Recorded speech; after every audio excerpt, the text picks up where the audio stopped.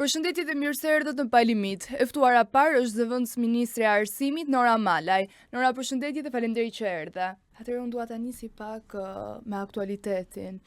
Sot është dita e 54 të protestës apo 55 që po protestojnë. Sot ka pas shumë tensione para parlamentit, ku të gjithë protestuesit rrasin për Ramën që të jap dorëheqjen. Si e shikoni ju këtë? Është një moment që politika duhet të mendohet fort edhe të jetë shumë e kujdesshme.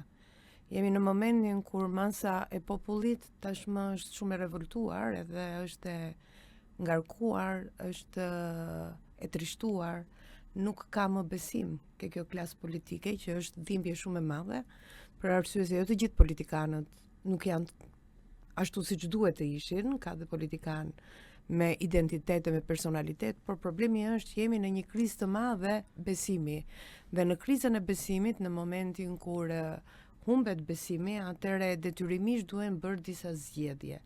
Fakti që sot qytetarët të gjitha moshave, të besimeve apo të bindjeve janë para parlamentit, tregon që parlamenti është një moment ku duhet të reflektoj fort të 140 deputetët për të kuptuar që janë realisht zëri i popullatës apo janë thjesht një minorancë në raport me majorancën dhe me nevojat që ka popullata sot. Sot popullata shfaq disa nga problemet që lidhet me elementet bazik të jetës, shfaq disa nga sfidat e jetës që nuk janë të thjeshta. Kuptohet po kalojmë situata të vështira jo vetëm shqiptare, po dhe globale, dhe duhet kuptojmë kur bota është në një diversitet, luftra është situatës të vështira, bëhet më rënd pesha e ngjarjes dhe duhet kuptojmë që kjo pesë nuk mund të zgjasi pa fund. Pra, në ditën e 54 jemi në momentin ku protesta vjen si puna e valës së qumshit që fryhet, pastaj ka një moment qetësimi, jo paqëtimi, po qetësimi të përkohshëm, po duhet të kuptojmë që mbrapa çdo qetësia apo paqe ka gjithmonë përballjen me një situatë që do të vijë dhe më e fortë dhe më e fortë dhe më e fortë.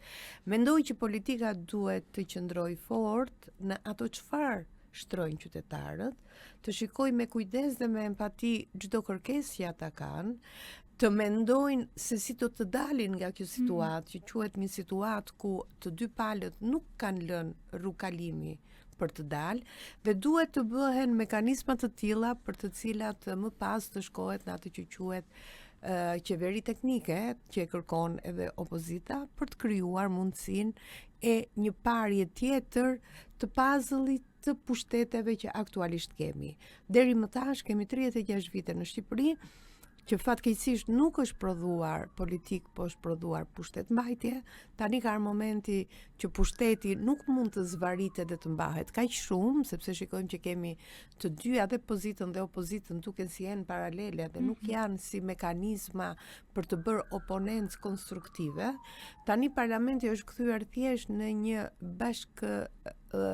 në një logore fjalësh, pra vetëm fjalë dhe produkti është produkti një anshëm, pasi dhe numrat edhe kartonat janë jo të ekuilibruar, pra nuk kemi atë që quhet check and balance, dhe si rezultat i tillë detyrimisht kërkesat e protestuesve janë kërkesa të drejta, të cilat sot përshfaqen edhe me të gjithë momentet apo mënyrën se si ato do të kompozojnë të ardhme për Shqipërinë. Mendoj që është moment ku thuhet kur turma ngarkohet, populli fillon dhe mendohet, që do të thotë jemi të gjithë të menduar, duhet kemi kujdes në çdo fjalë që themi, dhe duhet ata që kanë përgjegjësitë dhe ata që kërkojnë të bëjnë zgjedhjet, t'u jepet shansi të fillojnë të ndryshojnë rolet e aktorëve që janë sot dhe e sfidave që na jep shoqëria, që na jep politika, po që në fund të ditës duhet të dalim nga ky rreth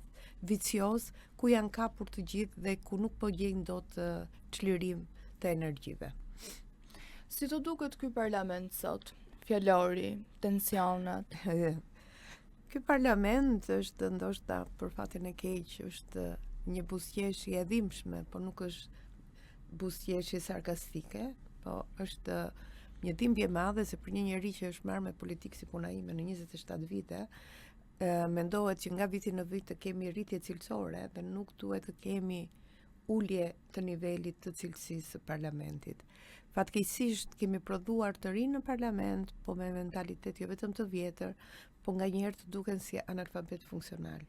Kemi raste të ndryshme që unë nuk dua më t'i përmend me emra për arsye se nuk dua më t'i bëj personazhe, pasi janë bërë personazhe dhe aq sa janë kthyer në fenomene të parlamentit, ndjehem shumë e keqardhur që të rinjtë të rejat që menduan që do hynin në parlament apo do hynin në politik, do hynin me një frym tjetër, në fakt nuk kanë arritur të dalin as mbi veten e tyre, as mbi formimin e tyre dhe nuk mund të kemi deputet gastor në parlament, nuk mund të kemi deputet që e përdorin gjuhën aq keq sa që të kujton thënien e popullit që gjua kocka nuk ka, po kocka thyen.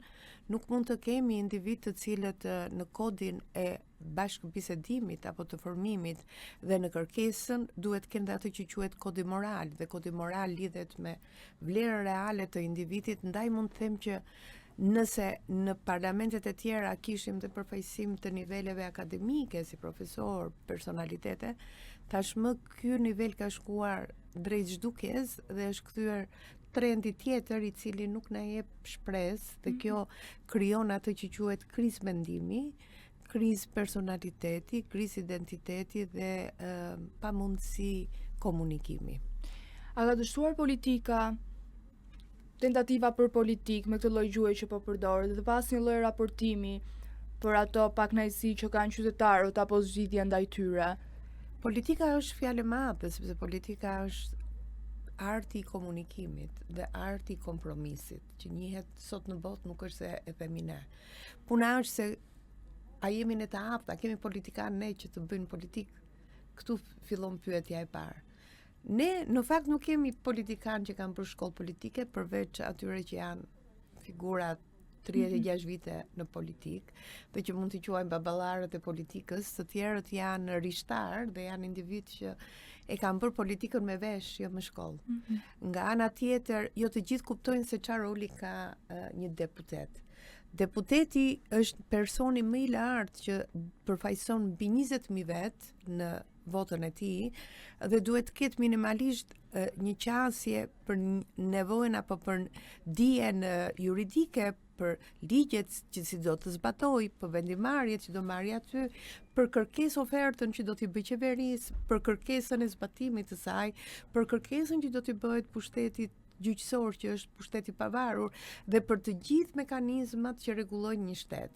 Fatkeqësisht neve kemi dëgjuar dhe po t'ju pyes unë juve kë njihni nga deputetët e rinj, më thoni ca emra ose më thoni ca emra të ministrave apo zëvendësministrave, tani jam e bindur që do ta keni shumë të vështirë t'i gjeni. Kjo tregon që kemi pak informacion ose as pak. E gjithë politika është uzurpuar vetëm nga leadershipet politik, të cilët e kanë kthyer atë në pozicionin e tyre të profesionistit, të profesionit personal, familjar dhe duket sikur është kthyer në një oazë personal dhe ndërkohë interesat e popullatës që sot dalin dhe protestojnë janë të tilla sa që duket sikur pothuajse nuk përfaqësohen. E parë në këtë qasje duket sikur politika në Shqipëri është ndryshe nga gjithë politikat në vendet e tjera, pra ka një formë tjetër që nuk mund të quhet e ngjashme dhe kjo të bën që të jetë ajo që quhet profesioni tifozeria më e madhe që njerëzit bëjnë në të përditshmen tonë dhe duket sikur në fakt prodhimin politik e bëjnë qytetarët dhe politikanët nuk merren me këtë gjë, po merren me gjëra të tjera, me interesa të tjera, të cilat për fatin e keq kanë rritur jo stekën e zhvillimit të ekonomisë së vendit, po ato që quhet korrupsioni që fatkeqësisht identifikohen ata si të tillë që për mua është përsëri dhimbje sepse kanë hypur ke pema e tyre politike, po presin pemën politike në besim me popullin, po humbasin komunikimin me popullin, po humbasin komunikimin me identitetin e tyre dhe nuk po kuptojnë që statusi i tyre është një status që nuk të jepet për herë, po kur të jepet duhet ta bësh me shumë përgjegjësi. Dhe ndershmëri. Patjetër ndershmëri dhe me kod morali, patjetër. Janë 3 gjëra që janë të padiskutueshme. Atëherë, projekti Smart City dhe vendosja e kamerave inteligjente në shkolla kanë ngjallur debate të forta. Qeveria e konsideron këtë një masë për rritjen e sigurisë, ndërsa kritikët flasin për mbikëqyrje të tepruar. Si e vlerësoni ju këtë nisëm? A do të ndikojë realisht në parandalimin e dhunës apo një zgjidhje që trajton vetëm pasoja? Ne gjithmonë jemi prirur që edhe gjërat e mira t'i shohim me skepticizëm, kurse gjërat e këqija t'i zmadhojmë më shumë se sa janë. Unë mendoj që si ide është jashtëzakonisht shumë e mirë, pra është shumë e rëndësishme siguria dhe garancia e fëmijëve tanë. Ngjarjet që na kanë treguar deri më tash kanë qenë shumë tragjike, shumë të trishta dhe kanë patur 3 fenomene. Fenomeni i parë është i mosnjohjes së problemit, pra të ngjarjes. Fenomeni i dytë lidhet me faktin e mos parandalimit të ngjarjes. Fenomeni i tretë lidhet me hallkat që funksionojnë në shkollë dhe në komunitet që nuk kanë funksionuar, siç ishte rasti i djalit që u vra afër shkollës. Fenomeni i katërt kemi të bëjmë me vajzat që braktisin shkollën dhe që u bën historia e vajzave të Fierit, që dhe ato nëse do ishin identifikuar shumë më përpara, për të mos thënë që brenda mund të jenë dhe grupe të strukturuara që është akoma dhe më problem, mund të na çojnë në disa zgjidhje që janë zgjidhje shumë të forta dhe që krijojnë tronditje të shoqërisë. Pra, e parë në gjithë të qasje, vendosja e kamerave të sigurisë, nëse menaxhohen mirë, është një nga gjërat më të rëndësishme që neve duhet ta bëjmë që qyteti të jetë i menaxhueshëm për të gjithë qytetarët, sidomos për fëmijët. Po të lëvizim në qytetet e Vienës apo vendet europiane, do të shikojmë që fëmijët në moshën 10 vjeç derisa rriten e marrin tramvajin vet, e marrin trenin vet, e marrin lëvizjen, pra nuk e kanë lëvizjet shumë të afërta në shtëpi, dhe të gjitha shërbimet urbane dhe gjithçka janë të monitoruar, sepse janë të monitoruara me kamerat e sigurisë që ka qyteti, që do të thotë ngjarja, dhe nëse ndodh që mund të jetë një ngjarje automobilistike apo një situatë e papritur, ka kohën që në kohë rekord të parandalohet ose të jepet ndihma apo të realizohen të gjithë ato indikatorët që mund të ndodhin pas ngjarjes. Pra, e parë në sigurinë e jetës dhe detyrimin kushtetues që ka qeveria për qytetarët e saj, është një vlerë pozitive. E parë në mënyrën se si menaxhohet ose si do të menaxhohet, këtu lindin pastaj problemet, të cilat kanë një shprehje latine që thuhet në çdo gjë që kur e kalon masën kthehet në të kundërtën e saj. Pra nëse do ta kemi për të realizuar të gjitha pritshmëritë dhe nevojat që kemi në kuadër të standardit të kujdesit të rinjve, të kujdesit të fëmijëve, të sigurisë dhe garancisë përpara të gjitha llojeve të dhunave, të bulizmit, të rasteve të rrëmbimeve apo të ngjarjeve që në fakt nuk janë sporadike, duhem thënë, ato na bëjnë që të kthejmë vëmendjen dhe të kuptojmë që ky lloj menaxhimi do të krijojë mundësinë edhe të lidhjes së hallkave që në fakt deri më tash duken si hallka të veçuara, por nuk krijojnë hallkën e zinxhirit të plot. Kështu që nëse do ta bëja një baraspesh, do thoja është shumë e mirë si ide, por gjithmonë kam skepticizëm se ne kemi një parim. Bëjmë ligje shumë të mira, po kur nuk i zbatojmë mirë, ato ligjet ngelen në letër. Po. Atëherë, rastet e fundit, domethënë Shqipëria, po ndodhin shumë raste, shumë fenomene që ashtu siç i përmendët dhe ju më parë, të vajzave të Fierit, vrasja e djalit. Unë jam shumë kurioze të di se çfarë po ndodh me brezin e sotëm.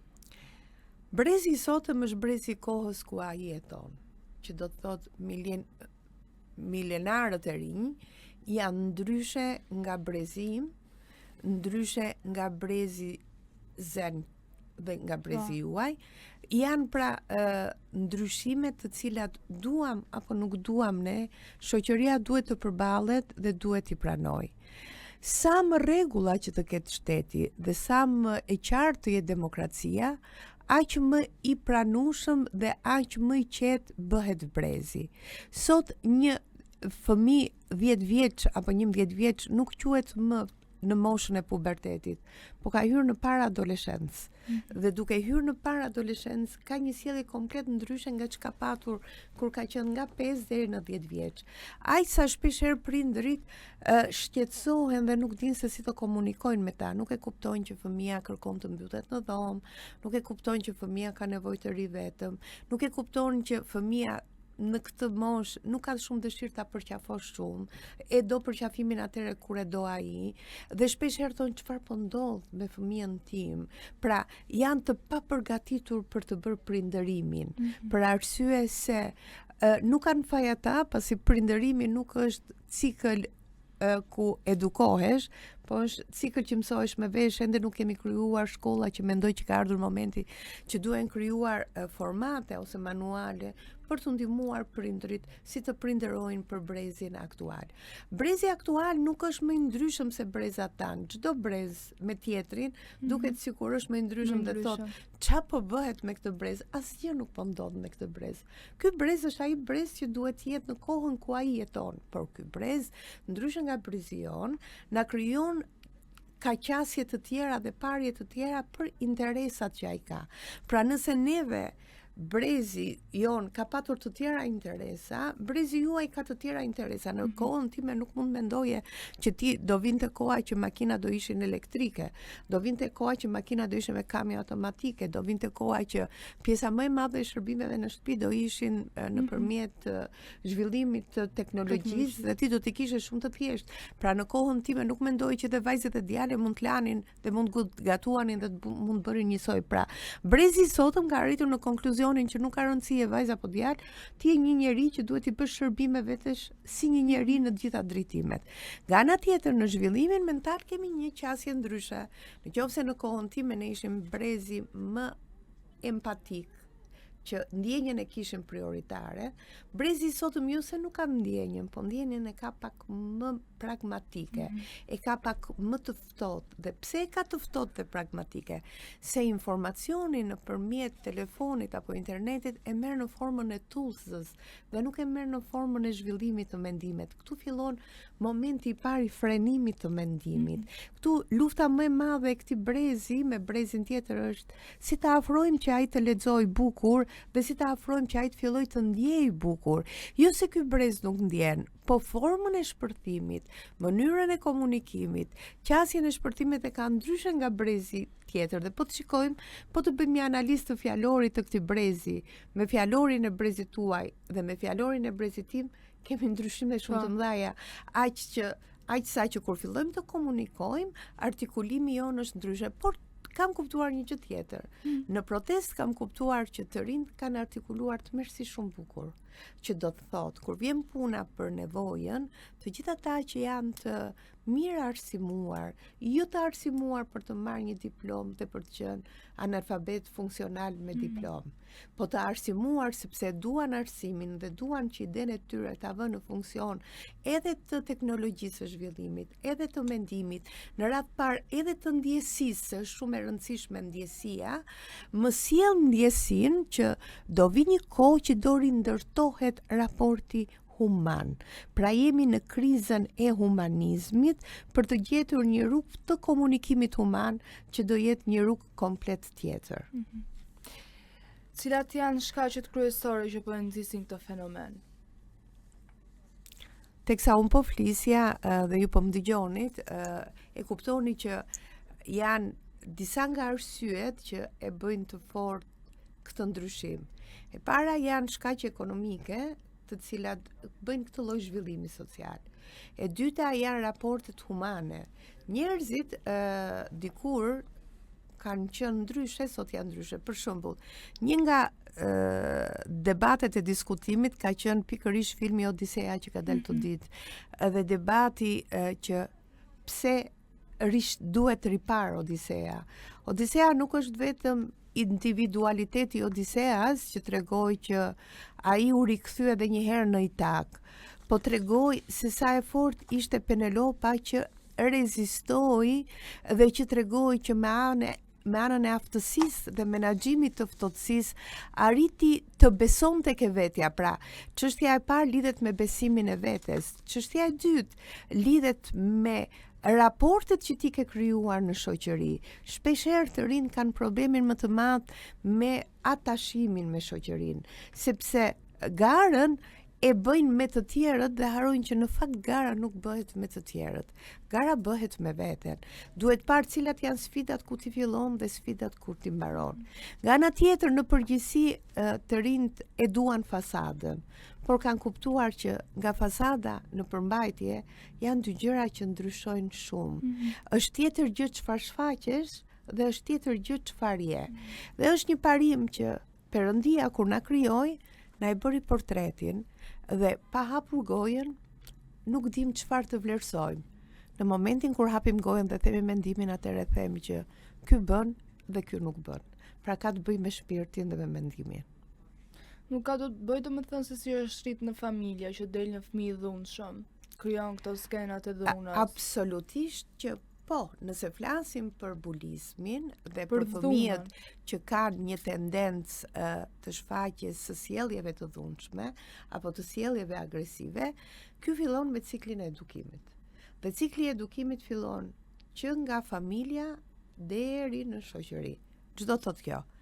Neve jemi ato çfarë jemi rritur, ato çfarë kemi ngrënë dhe ato se si shfaqemi.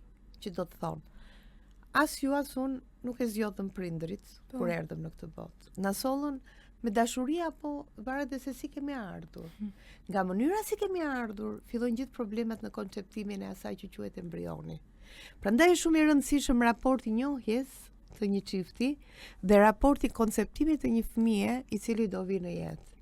Nëse një çift e do njëri tjetrin shumë dhe ka gjetur gjysmën më të mirë, atëre perspektiva për të ndërtuar jetën dhe për të parë pasardhësin është shumë e lumtur dhe fëmia që do vi probabilitetin e ka shumë më të mirë që të jetë një fëmijë pozitiv se sa një fëmijë agresiv. Nëse fëmia vjen në formë agresive dhe fillon rritet në agresivitet, pra nuk janë të krijuara kushtet për të rritur, prindërit janë shumë agresiv me njëri tjetrin, përdorin një fjalor i cili është fjalor që është përtej normalitetit, atëre në atë moment situata bëhet jashtëzakonisht shumë e vështirë dhe fëmia fillon të mbyllet në vetvete. Dhe shumë pyetje që janë pyetje që fillojnë nga mosha 3 deri në 5 vjeç, ku zhvillon dhe rritet edhe shkalla intuitës dhe e mendimit, filloi të mos i marrë dhe duke mos i marrë dot fëmia ka shumë të vështirë më pas të fillojë vetbesimin. Kur shkon në sistemin e arsimit parashkollor, që është kopshti, atje fillon përballet me fëmijët dhe fillon të krijojë sjellje të ndryshme, të cilat agresivitetin e parë në shtëpi ai e kopjon, sepse fëmia është si puna e një sfungjeri. Bashkë me ujin thith edhe gjithë elementët negativ dhe i bën pjesë të sjelljes së tij. Duke i bërë pjesë të sjelljes së tij, ai shfaqet me këtë sjellje dhe ka shumë të vështirë të ndrojë se kush është e mira dhe kush është e keqja, se model ka nënën dhe babain. Pastaj, nëse prindrit janë të pakujdesshëm dhe prandaj themi që një nga sfidat më të mëdha është të qëndrojmë pranë me fëmijët dhe tani që është periudhë vere, sa e nevojshme është që të luaj me fëmijët, po jo vetëm nëna veç apo babai veç, po të dy bashkë, po të rinë edhe me gjyshërit, që janë pjesë shumë e rëndësishme e edukimit të tyre, po të rinë dhe në mjedise jo agresive, po në mjedise bazike, po të rinë edhe pranë lumejve, barit, detit, pra të kënaqen në mënyrë të tillë që nuk është e thënë të bëjmë pushime ëndrash si në filma, se nuk kemi mundësi. Ato duan. Atë duan në qoftë se ti nuk e ke mësuar se edhe duke gatuar me nënën dhe me gjyshin, apo duke mbjell ke kopshti nënës dhe gjyshit, dhe kur shikon se si rritet lulja, është gjë e bukur, varet se si ti ja ofron. Fëmia është pasqyra që ne ofrojmë. Fëmia nuk lind vetë i ditur. Fëmia lind si puna e kësaj bluzës time e bardhë. Varet çfarë shkruan, varet çfarë penë merr, varet si shkruan, vetëm duhet harosh një gjë, që te fëmia nuk e gom, ke vetëm laps, dhe nuk mund të shkruash dhe pasaj të shuash. Në momentin që ti ke shkruar, në atë moment ai ngelet si stamp dhe nuk e ko për ta rregulluar. Prandaj koha është vrasësi më i madh për njerëzit, sepse ti nuk e ko ta kthesh mbrapa. Për shembull, do doje ti ta ktheje fëmijërinë tënde mbrapa? Do doje në fëmirin tënde të kishe bërë ca gjëra që si ke bërë dot. Do doje që atë që shef ke fëmijë ta bësh, po ti, këto janë ca gjëra që flën atë që quhet subkonscienca jote, dhe në një moment caktuar kur unë jam e bindur ti kur të bëhesh me fëmijë, ti do t'i japësh mundësinë që fëmia jo të realizojë ato gjëra që ti nuk i ke bërë dikur, sepse lidhet me identitetin dhe me personalitetin tënd. Por, nga ana tjetër është dhe një problem shumë i madh. Kur prindrit bëhen posesiv dhe shikojnë rritjen e vetes ke fëmia, atëherë ata duan të ndryshojnë fëmijën. Nuk duhet të harrojmë një gjë, që kur lind fëmia, bashkë me ADN-n merr edhe trashëgimin e gjithë problematikave tona sociale të trashëguara në identitetin ton. Prandaj është shumë e rëndësishme që të kemi shumë kujdes në rolin e parë që do marrim në jetë që jemi prindër. Duhet të prindërojmë bukur dhe të mos spërtojmë së lexuari dhe së kërkuari ndihmë. Nga ana dy duhet kuptojmë që fëmijët janë fëmijët tanë biologjik për të kohës ku lindin. Nga ana tre duhet kuptojmë që nuk duhet jemi vetëm prindër biologjik, po duhet jemi dhe prindër me kohë të plot dhe me jo kohë të pjesshme, dhe duhet të kuptojmë që t'i ndihmojmë fëmijët në mirëritjen e tyre në bazë të ciklit të 5 rendeve ciklore, që fillojnë me ciklin e parë, që është fëmiria e hershme, pastaj vazhdon me fëmirinë e vonë, pastaj vazhdon me pubertet adoleshencë, pastaj vazhdon me rritjen dhe maturimin, pastaj vazhdon me pjekurinë dhe mosha e tretë dhe fundorja është pleqëria që dhe ajo ka 3 stade. Ndaj duhet kuptuar që të gjitha gjendjet qendja njerëzore i kalon. Nëse ke kaluar një fëmijëri të bukur, dhe pleqërinë do ta kesh shumë të bukur. Shpesh herë themi që sa zevzek është ai plaku, ose ajo plaka, e di pse? Se në fëmijërinë e tyre kanë qenë të paralizuar. Dhe në moshën, në kohën e moshimit, shfaqin të gjithë elementët bazik që janë fshehur në subkonsciencë në fëmijëri. Atëherë ne gjithmonë kërkojmë përgjegjësi tek familja, tek prindërit. Po shkollat. Shkolla e shkretë është bërë si një këmban ku vetëm bie këmbane. 4 janë pikat ku mendoj që duhet mbështetur leva për të lëvizur gjithë problemin. E para është familja, dhe familja nuk ndryshon. E dyta është shkolla, sepse është cikli më i gjatë ku kalojnë të rinjt kohën e tyre, dhe është cikli i atashimit, nuk është vetëm cikli i edukimit dhe mësimit. Dhe cikli i atashimit do të thotë që mësimin mos ta bësh të bezdisshëm, të mërzitshëm, që ti të mos e ndjekësh atë që flet, po të kesh mendjen, ke idetë tua dhe në një moment caktuar të kuptosh që ti s'je fare aty, po bën sikur je aty. Pra në momentin kur ti shfaqes vetëm si formë dhe nuk je aty, kjo quhet që je pastaj analfabet funksional, se ti je në shkollë, po s'ke mësuar gjë. Dhe kur del ti s'di thuash asgjë. Dhe kur nuk thua asgjë, është një dhimbje të mërshme, se je shumë i bukur apo e bukur, po sa hap gojën, je një budalla.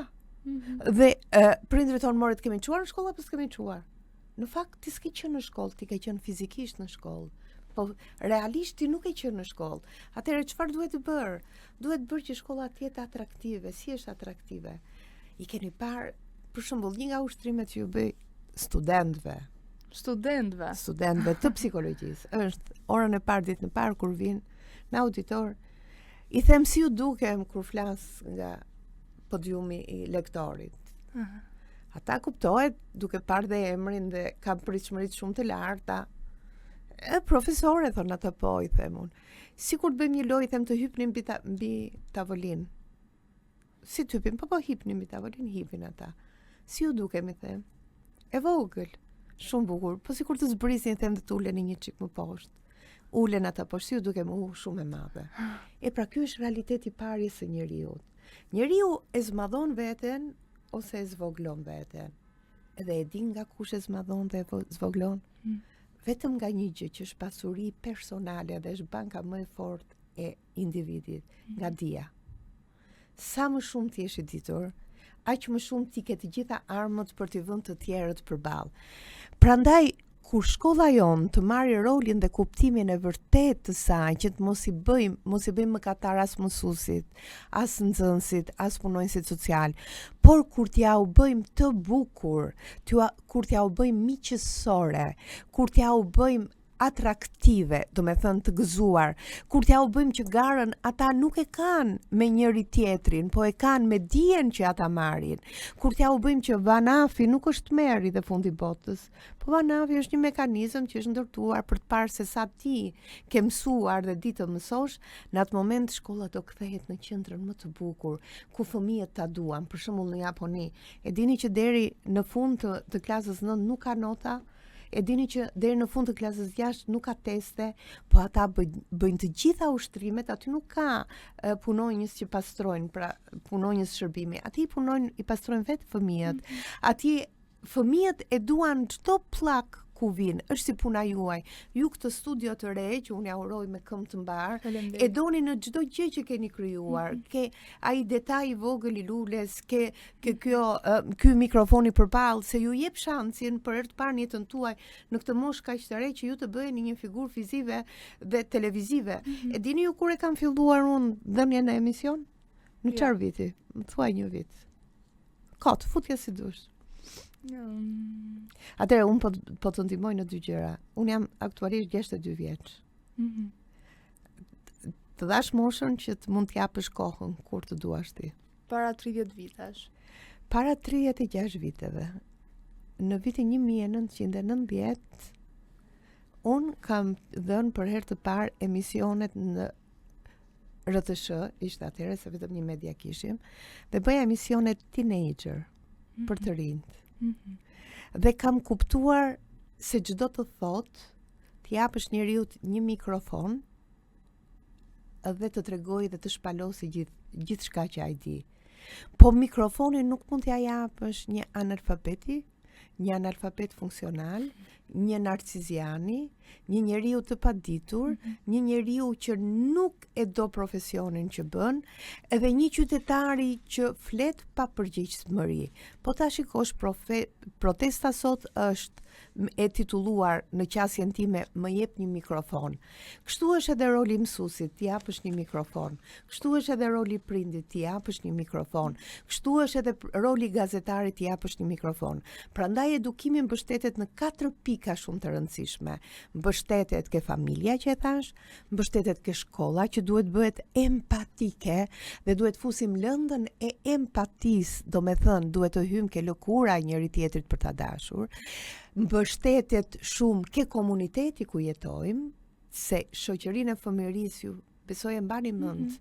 Dhe është shoqëria që atëherë nuk bëni, shiko, do më marrësh në punë dhe unë të vi të tregoj sa e mirë jam, atëherë ti e doje dhe shkoje në shtëpi dhe i thoje mamit apo babit që kjo është shoqja ime ngushtë. I kishe zgjedhur se kishe empati, nuk bëje llogari. Nuk ishe llogari olimbi, po ishe empati dhe ai ishte shoku apo shoqja jote e ngushtë. Dhe pushteti 4 është media.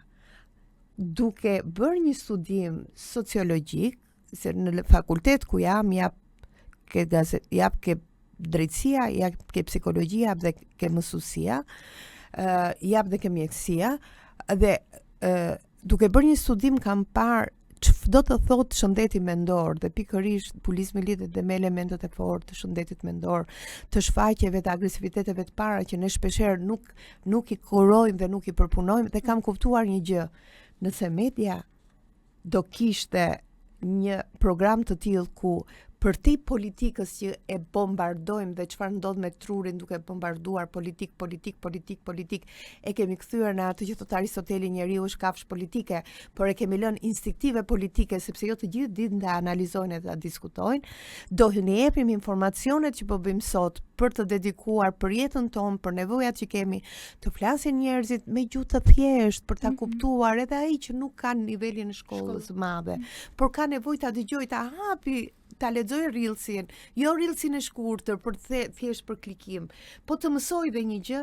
Atëherë ne kemi bërë një shoqëri, një shërbim aq të mirë shoqërisë, po jo vetëm shoqërisë, po në radhë parë media e ka bërë punën së saj, që ka ngritur nivelin e audiencës dhe ka çuar audiencën nga një audiencë që kërkon vetëm thjesht show në një audiencë që kërkon vlerë.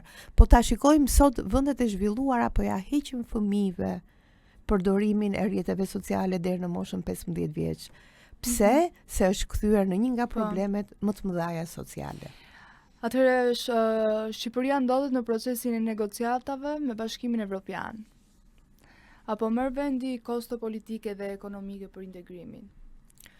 Patjetër që vendi merr kosto, po të shikojmë lëvizjen e euros me lekun, në fakt nuk kemi fuqizim të lekut, siç e thonë ekonomistët. Po kemi një lloj zhvlerësimi të euros e cila po na përgatit në një rrugë tjetër që kur të vi momenti që të shkojmë në integrimin evropian do ndodhi ajo që ka ndodhur edhe me Greqinë dhe me gjithë vendet e tjera, që lëvizi niveli i balancave të ardhurave dhe për fatin e keq jemi në fazën ku po përjetojmë atë që quhet krizë ekonomike. Ju do thoni, po më fal, Zyshnora, po këtej kemi rritje të pagës, si ka mundësi që kemi krizë ekonomike. Nga njëra anë duket sikur kemi rritje të pagës, po paga na duket si Bitcoin virtuale dhe jo reale. Nga ana tjetër rritja e çmimeve që është e pamenaxhueshme apo rritja e naftës apo nafta që është elementi bazik që rrit gjitha çmimet e tjera të gjithë jetës tonë, na e bën që paga dhe shpenzimet e të ardhura të jenë atje ku kemi qenë. Që do të thotë të jemi ende në një gënjeshtër të madhe duke dashur ta shfaqim si një arritje të madhe. Pra jemi midis pohimit dhe mos realizimit të asaj që quhet ekonomi e qëndrueshme. Nëse do kemi një ekonomi të qëndrueshme ku do ndërtojmë çfarë? Qoftë turizëm, qoftë ekonomi ku do të ketë shërbimesh, qoftë forma të ndryshme të turizmit të 12 të gjithë stinëve, qoftë edhe ndërtimeve të industrisë së rënda apo të industrisë së re në bazë të një strategjie të vendit, atëherë ne mund të thonim që mund të kishim rritje sepse do kishim një ekonomi e cila do të ishte stabil dhe do na rregullonte marrëdhëniet. Në këtë situatë ku jemi si thuhet një shprehje thanas shtrëngoj rrypin. Në momentin që të gjithë bëjmë menaxhimin e të ardhura dhe shtrëngojmë rrypjen dhe sigurisht çështja e negociatave duhet të përgatisi edhe popullatën për atë çfarë do ndodhi, sepse grupet e ndryshme, për shembull, grupet që ta ndjejnë shumë janë grupet e moshës tretë, pensionistët, me ato lloj pensionesh që janë pensionet me qesharake që nuk mund të shkohesh në Europë me ato pensionet. Pra, këto lloj pensionet por të përkthehen në euro, ti nuk mundet me 200 euro të kesh një pension. Ajo nuk quhet as pension, do me thënë, e para duhet vendosur niveli minimumit jetik të jetesës dhe e dyta duhet parë si do të lëvizi kurba, po që të lëvizi kurba duhet bësh një lëvizje zhvillim strategjik të vendit, duhet të shikosh cilat janë ato profesione që duhet jenë në treg, duhet kuptuar si do zhvillohet ekonomia dhe duhet kuptuar do shkojmë në zhvillim ekonomie apo do kemi thjesht shërbime si vend dhe do marrim vetëm të ardhura nëpërmjet shërbimeve, apo në koncerte ku pastaj ato dështojnë do të fusim nga buxheti i shtetit ke ajo që quhet të ardhurat që kemi për nevoja të tjera. Atëherë un kam një pyetje të fundit për ty, për shkak të kohës të limituar që kemi, do doja edhe një pyetje të fundit shkurtimisht. Nëse ju do të ishit në politikë sot, çfarë do të kishit bërë ndryshe? Do kisha bërë qeveri teknike. Dhe nuk do vazhdoja më. Do të bëja qeveri teknike, do të thrisja gjithë të rinjt dhe do doja që klasa e vjetër politike, jo antarët e partisë apo njerëzit që po klasa e vjetër politike të kthehej në klasë mentoruese, dhe të mos ishte aktor kryesor, të jepte shansin të rinjve që të menaxhojnë vendin, edhe ata që nuk e dinë shumë mirë se si është politika. Ata që kanë për politikë, që kanë marrë eksperiencat dhe eksperiencat janë dështimet në jetën e tyre, që thonë të rinjve që mos të dështojnë më, edhe ta duam vendin sepse politika nuk drejtohet me gjuhën e drujt dhe me dorë të hekurt, po drejtohet me empati, me dashuri, me dhënje më shumë se sa marrje dhe me mirëkuptim në mënyrë që brezat kur të vinë mos të thonin ishin politikanët ata që shkatruan Shqipërinë, po të thonë që ishin politikanët idealist ata që rregulluan vendin. Unë jam e bindur që të rinjt janë shumë të mirë dhe nuk e di pse kam një shpresë ke të rinjt dhe besoj që edhe klasa e vjetër politike duhet ta kuptojë që enough është is enough, pra shumë kur e kalon masën është tashmë momenti për të thënë boll më dhe për të rikthyer në mentor dhe këshilltar të mirë në mënyrë që të ketë vijim në vazhdimin e zgjedhjeve për përgatitjen e klasës së re politike, e cila do të jetë ajo që do prodhojë politik dhe jo më pushtet mbajtje. Atëherë diçka të fundit, me qenë se përmende pensionet, ne ndiqemi nga shumë pensionistë, të cilët i falenderojmë. Unë kisha edhe një pyetje të fundit për pensionistët. Cila do ishte ajo pak dinjitoze? Me thënë drejtën, për pensionistët mund të jem nga deputetet e vetme ose politikanet që kanë folur shumë dhe kanë bërë shumë, dhe i fundmit ka qenë një projekt ligj që çova, por që fatkeqësisht nuk u kalua, por që do doja shumë të kalonte, që ishte projekt ligji për atë që quhet ligj integral, që do të thotë pensionisti përtes pagës dinjitoze, që është mbi minimumin jetik të jetesës, pra nga 300 euro e sipër, pra është dyshemeja 300 euro, kurse tavani duhet jetë derisa kontribute ka dhënë, duhet të ketë dhe disa shërbime fundore që e lidhin me nevojat e tyre, dhe pikërisht ai ligj i rregullonte këtë gjë, që kur pensionisti nuk ka mundësi të shkojë për të bërë shërbime të dedikuara, i vjen flota e mirë organizuar me punonjësi social, me shërbimet mjekësore dhe me gjithçka siç e ka bota perëndimore, për t'i ndihmuar dhe për të facilituar fëmijët e tyre që ata të shkojnë punë dhe të mos kenë nevojë që t'i vënë dikë tjetër, ka mundësinë që disa nga të gjitha aktivitetet, sepse problemin më të madh pensionistët e vuajnë nga ajo që quhet moshimi vetmuar, të gjitha aktivitetet sociale të kthehen falas ose me çerek çmimi, që do të thotë do t'i ndihmonin shumë për të ndjekur gjithë jetën sociale, do ishin mentor shumë të mirë për edukimin e fëmijëve dhe mund të kthehej në bonus një e ardhur për të gjithë ata që kishin fuqi dhe mund të qëndronin bas after schoolit për të mbajtur jo vetëm fëmijët e tyre në për dembesat, po dhe të lagjes, dhe bashkia mund të rregullonte, dhe kjo do ishte një rjetëzim social ku qyteti ishte të gjithë moshave, në mënyrë që moshimi të ishte me dinjitet, pa dhimbje, dhe si një jo si një plagë shoqërore, po si një vlerë admirueshme për brezin që kontribon pafund dhe që ka dhënë pafund vlera në gjithë shoqërinë tonë. Ndaj mendoj që nëse e ristartojmë këtë projekt ligj, nuk e shpika unë, e bëra nëpërmjet bashkimit të shoqatave dhe ka qenë zonja Mira Pirdeni, që është një nga përfaqësuesit asagut që merret me moshimin, dhe morëm standardin europian ndërkombëtar ku futen të tre elementët, pra futet dhe pushteti lokal, dhe pushteti qendror, edhe individët, mund të realizojmë të gjëra të jashtëzakonshme, pse jo të bëjmë edhe nevojën që të moshuarit të marrin të gjithë njohuritë e ditës, pasi të rinë duke qenë atraktiv në përjetet sociale, mund t'i bëjnë moshuarit që nëpërmjet telefoneve, smartphone-eve apo formave të ndryshme ta jetojnë jetën në mënyrë sociale dhe shumë të bukur. Zonjë Nora, të falenderoj shumë, ishte kënaqësi. Edhe unë ju falenderoj shumë dhe uroj që të keni një rrugtim sa më të bukur në shërbim të qytetarëve, po mbi të gjitha për të dhënë dhe për të marrë dashuri dhe për të marrë informacion për gjithë ata që na ndjekin, që ju ndjekin. Shumë faleminderit, ishte Faleminderit juve. Tani në Ligj Direkte do të jemi me Pano Soko, ekspert ekonomie. Pano, përshëndetje dhe faleminderit që pranova. Se u gjeta. Atëherë qeveria po prezanton paketën e maleve si një nisëm që do të nxjisë rikthimin e emigrantëve dhe investimet në zonat malore. Nga ana tjetër, qytetarët po protestojnë prej 54 ditësh tashmë. Se ky është një mekanizëm për të kaluar pronat pa zot ose pronat publike oligarkëve. Si e vlerësoni ju këtë paketë?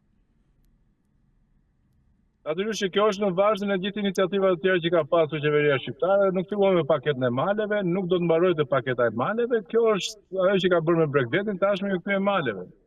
Ligji për investime strategjike ishte pavarësisht se si u deklarua në fillim, pavarësisht se kush ishte qëllimi i bërë publik në momentin e prezantimit, në momentin e miratimit të ligjit, u pa që ligji për investime strategjike ishte një ligj i cili synonte ndarjen e Brexitit në copa për t'ia u dhënë njerëzve që ishin afër pushtetit. E njëjta gjë do të ndodhi edhe me paketën e maleve. Pra ideja është të merret, pra natyrisht krijohet faciliteti ligjor që të merren pronat e qytetarëve, ato prona që janë marrë dhe që s'janë marrë, por që duhet, domethënë me të drejtë takojnë dikujt tjetër, të merren dhe t'i jepen në shfrytëzim këta njerëzve që janë afër pushtetit. Ky është një skenar që është parë. Ne kemi parë gjithkohon këtë skenar, nuk është një gjë e re, nuk është nuk është një rufe në qiell të pasur, qielli është plot re, ka vite që është plot re, kështu që rufet janë të zakonshme. Dhe kjo është një ngjarje që pavarësisht se shitet po mendohet të shitet, në fund fare është skenar që e kemi parë një herë, pa me investime strategjike, pa të çfarë me Brexitin. pa çau bë me ligjin për portet, do të thënë po qoftë edhe me korporatën e investimeve. Më kupton pronat publike të cilat u morën edhe do po përdoren tani si kolateral për ndërtimin e bizneseve private, duke na marrë gjithë neve dhe duke atë njerëz apo tjetër. Është një mundësi zhvillimi apo një rrezik për pronën publike? Shiko, mundësi zhvillimi, çfarë do të thotë zhvillim? Dhe çështja është diskutimi parësor këtu është çfarë është zhvillimi. A është ndërtimi një aseti ekonomik i cili do të përfitojë, do të çojë përfitime ekonomike për një ose për disa njerëz saktuar duke na marrë të gjithëve ne pronën tonë ekonomike? A quhet ky zhvillim? Pra nëse shoqëria bie dakord që ky është zhvillim, atëherë natyrisht kjo do të prodhojë zhvillim, sepse dikush do të investojë në pronën e përbashkët tonën apo në pronën, qoftë edhe në pronën private, të rrëmbyer, do të investojë dhe do të fitojë para ai. Po çfarë është kush është qëllimi bazë që kemi ne si shoqëri? Pra, ideja është që nëse ne kontribuojmë që të gjithë, sepse prona e gjithëve është kontributi i të gjithëve, atëherë nuk mundet që kontributin e të gjithëve ta përfitojë vetëm një person. Pra, ky nuk është zhvillim, ky mund prodhoj të mirë materiale, mund prodhoj vëllim ekonomik, mund prodhoj të ardhura financiare. Por zhvillimi është kur të ardhurat financiare i marrin atyre që ju takojnë dhe prona publike është e të gjithëve. Nuk është vetëm e njëri dhe tjetrit, se po e banalizoj fare. Përse të ketë të drejtën, nuk e di Zamir Mane për të marrë dhe mos ke mund, apo Juve, apo çunat e regjisat. Pse është kjo padrejtësi? Pse ata kanë aksesin dhe ne s'kemi aksesin? Prona është e përbashkët e të gjithëve. Sepse prona publike është e të gjithëve. Atëherë pse ata kanë akses ne s'kemi akses? Kjo padrejtësi nuk është zhvillim. Sepse zhvillimi në vetvete nuk është thjesht ardhurë ekonomike, zhvillimi në vetvete është që e ardhura të shkojë dhe të shpërndahet në mënyrë të drejtë të gjithë qytetarët. Shqipëria është e të gjithëve, toka është e të gjithëve, prona publike është e të gjithëve dhe të ardhurat që vjen nga ajo do duhet t'i përfitojmë që të gjithë ne. Jo t'i përfitojnë ata që do Rama apo çdo kryeminist tjetër që mund të jetë tani, mund të jetë në pushtet. Për në një kohë caktuar. Ky nuk është zhvillim, ky është regres madje. Kjo është e mbrapa. Një nga kërkesat kryesore të protestës që është zhvilluar sot para kuvendit është anullimi i paketës së maleve.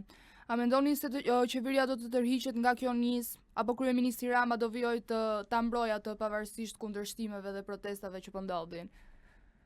Shiko, unë kam thënë në daljet e tjera publike, përpara se të miratoj shfuqësimet e ligjit për zonat e mbrojtura, 21-24, apo paketën e maleve, apo ligjet të tjera, Rama më mirë ikën vetë. Dhe prandaj kërkesa kryesore jona është, atyre që dalin protestojnë të paktën, është të iki Rama. Sepse këto janë ato që kanë marrë peng Rama. Pra këto janë ligjet që marrin peng Rama. Rama nuk mund të shkëputet dot nga pengu, do të iki vetë. Nuk do ta bëjë asnjëherë politikisht, ai e ka deklaruar dhe unë e besoj, që për sa kohë ai të jetë kryeministër, ligji për zonat e mbrojtura do vazhdoj të jetë po ai që është. Paketa e maleve do të eci përpara. Kupton siç ecën përpara këto paqja fiskale, këto investitorë strategjikë etj. Pra, ata do të vazhdojnë të ecin përpara me projektet e tyre dhe natyrisht për të ndaluar këto projekte duhet me ndalu ato vetë iniciatorin e projektit. Pra, për të ndalu trenin duhet me ndalu lokomotivën. Thuaj kot vagona me ndalu ti, po s'ndaloj lokomotiva, nuk ndalon trenin dhe prandaj them që vetmja zgjidhje është që t'i Rama. Nuk ka zgjidhje tjetër. Bashkimi Evropian i ka kërkuar qeverisë shqiptare të rishikojë ndryshimet e vitit 2024 në ligjin për zonat e mbrojtura. Sa gjatë sa shihni që qeveria të reflektojë ndaj këtij qëndrimi të BE-s dhe të bëjë një ndryshim ligji?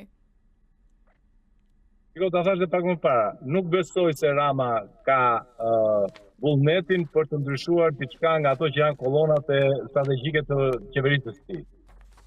Kolona strategjike e qeverisë së tij është merr pronë publike, merr asete publike, merr para publike, vëj në funksion të 1, 2, 3, 20, 30 vetave.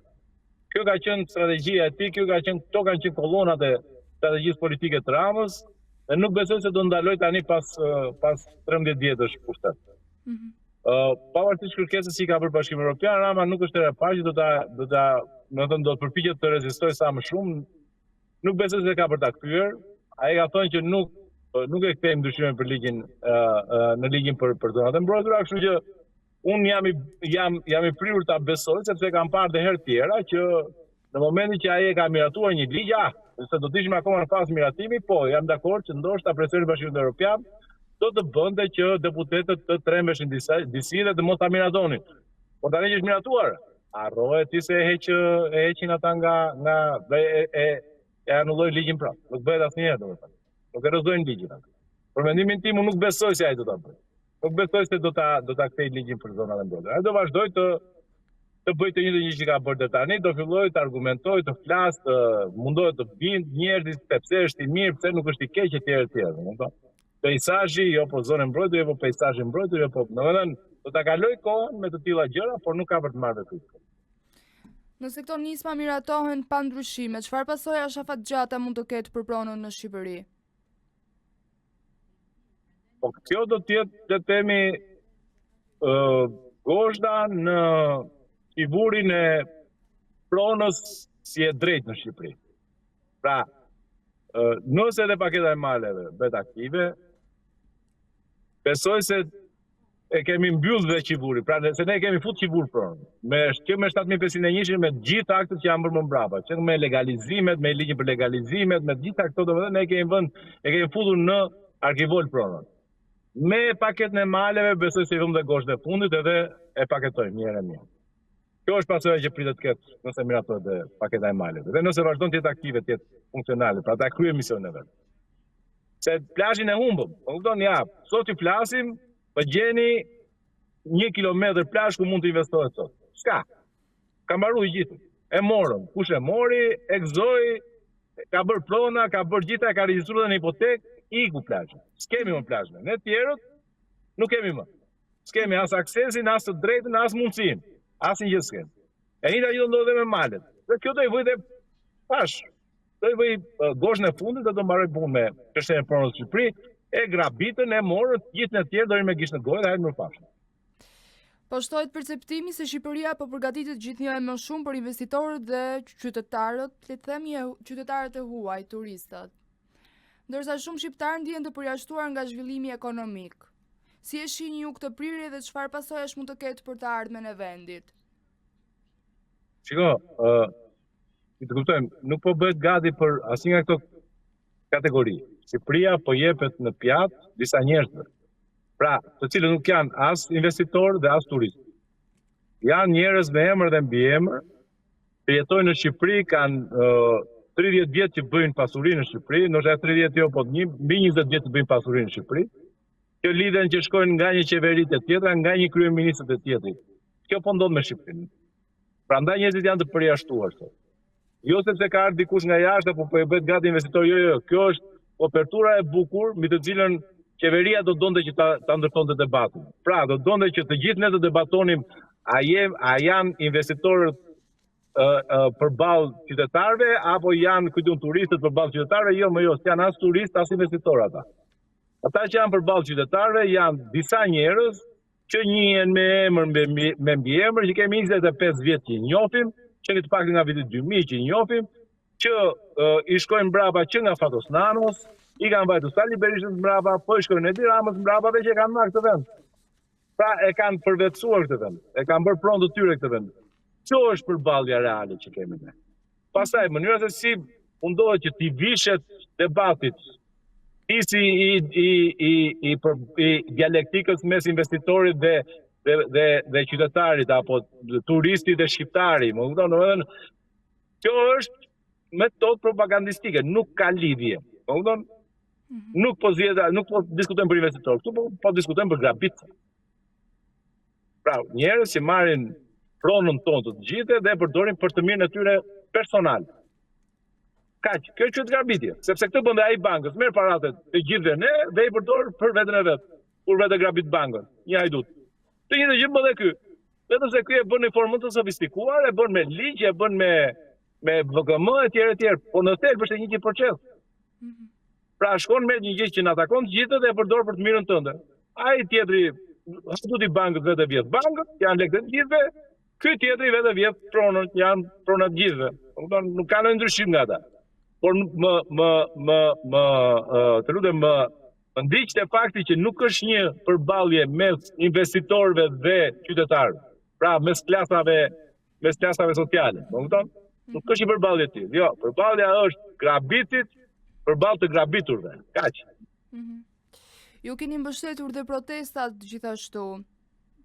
Disa prej nismave kundër qeverisë. Si e shikoni vazhdimsinë e tyre? Unë shoh një rezistencë të admirueshme, me të vërtetën. Natyrisht, nëse do më kishe pyetur në datën 5-6 qershor, ti e shikon këtë protestë, nuk e mendoja asnjëherë që në datën 23 korrik unë do isha këtu dhe do diskutonin prapë për protestën. Pra, në historitë e protestave në Shqipëri, të cilat nuk kam marrë pjesë në shumë prej tyre, kjo lloj rezistence nuk është parë ndonjëherë. Pra kjo formë vendosmërie, kjo formë rezistence, ky moment ngadhnimi nuk është parë ndonjëherë në asnjë protestë. Dhe jemi të gjithë në terren të panjohur, sepse asnjëri s'ka qenë ndonjëherë dëshmitar për të krijuar një eksperiencë mjaftueshme për të dhënë mendim mbi atë që ndodh me një protestë kur zgjat 2 muaj, më kupton se dim, asnjëri për ne nuk ka qenë ndonjëherë dëshmitar. Nuk kemi pas në protesta i ka zgjatur, ne kemi pas protesta i ka zgjatur më 1 javë. Maksimumi 1 javë, javën e dytë ishte protesta e studentëve që zgjati 8 ditë. Dhe kaq maksimumi. Pra prandaj jemi në territor të panjohur tani. Unë shpresoj që të vazhdojë, rezistenca është aty, emocioni është aty, vendosmëria është aty, pakënaqësia natyrisht që vazhdon të jetë aty, sepse pakënaqësia është aty se korrupsioni është aty. Prap, hajdutët janë aty prap. Kështu që pakënaqësia do vazhdoj të jetë në protestë. Dhe po falni, shpresoj që të vazhdoj. Nuk e di se si do të shkojnë në periudhën e gushtit, por nuk e shoh problem edhe nëse ndalon një moment caktuar, sepse kjo drama që po përpiqen ta sjellin këta, jo po erdhën më pak sot, jo po ishin domethënë duke filluar duke bërë kështu numerime matricore, më kupton? Kjo është budallik me brish, sepse unë nuk e diskutoj që ndoshta në gusht mund të ndërpritet, sepse njerëzit do të vazhdojnë jetën e tyre, do të shkojnë kanë bërë prenotime, kanë fëmijë, kanë familje etj. Por nuk shpëton dot. Pra, po pavarësisht protestave, qeveria akoma nuk ka dhënë një sinjal apo tërheqje. Si e shpjegon ju këtë? Shiko, nuk do të vi asnjëherë me njëherë. Unë ja kam shpjeguar dhe atyre që bashkë kushtetarëve të mi të protestës që shiko, kjo është një luftë rezistente. Pra, kjo nuk është një luftë blitzkrieg që ti bën një sulme dhe ai dorëzohet. Jo, pushteti është sidomos pushteti i Ramës sot në Shqipëri është jashtëzakonisht shumë i fuqishëm për të dorëzuar më njëherë. Dhe ju kam thënë që duhet bëhemi gati si në Serbi. Pra ndoshta edhe një vit protestë. Pra, ne duhet jemi gati për skenarin e gjatë. Por ky është i vetmi skenar. Pra nuk shoh asnjë skenar tjetër. Nuk ka asnjë lloj forme tjetër që na ndjer fitimtar në fund. Do të thonë përveç se faktit të qëndruar të rezistuar. Aty në shesh do ditë civil, sepse kjo është ajo që vërtet e gryen një pushtet autokrat. Nuk do të arrëzosh me shumë dhunë, pra ti duhet të kesh ushtrin nga mbrapa etj dhe të bësh pushtet shteti, ose me protesta paqësorë do duhet të rish aty çdo ditë për të dhënë kundër modelit. Ose ti do të duhet që do të ndodhte si nuk e di si vendet e Afrikës, që çohet një general, merr ushtrinë dhe vetë shkon në zonë atë që është kryeministri atë moment. Kjo është modeli afrikan. Ka edhe një model tjetër që është modeli evropian, që ti qëndron. Ti reziston pushtetit. Qëndron në shesh civil për të dhënë antitezën, për të dhënë antimodeli. Modeli ti është ai i dështuari, modeli jon duhet të jetë ai fitimtari. Kupton? Dhe antimodeli referuar modelit të Ramës, duhet të jetë i tillë, rezistencë civil të vendosur. Kaq. Zoti Pano, të falenderoj. Kënaqësi dhe për mua. Përshëndetje dhe mirë se rikthyer të Palimit. Në studio jam me gazetarin Osman Stafa. Përshëndetje. Përshëndetje dhe faleminderit që pranove ftesën. Faleminderit juve. Atëherë prej vitesh jeni kthyer një nga zërat më të fortë të gazetarisë investigative në Shqipëri. Kohëve të fundit keni marrë dhe kërcënima pak ditë më parë në Librazh. Mendoj se gazetaria është një mision më shumë se sa një profesion. Kjo ka qenë ajo çfarë unë besoj që kur e kam nisur si profesion gazetarin. Patjetër që është një rrugë e vështirë, sidomos nëse pra ka gazetarë të cilët duan ta bëjnë gazetarin. Unë nuk jam as i pari as i fundit, nuk do jem që mund të marr kërcënime. Ka pasur kolegë të ndryshëm të gazetarisë, sidomos investigative, të cilët pra janë ndeshur me kërcënime.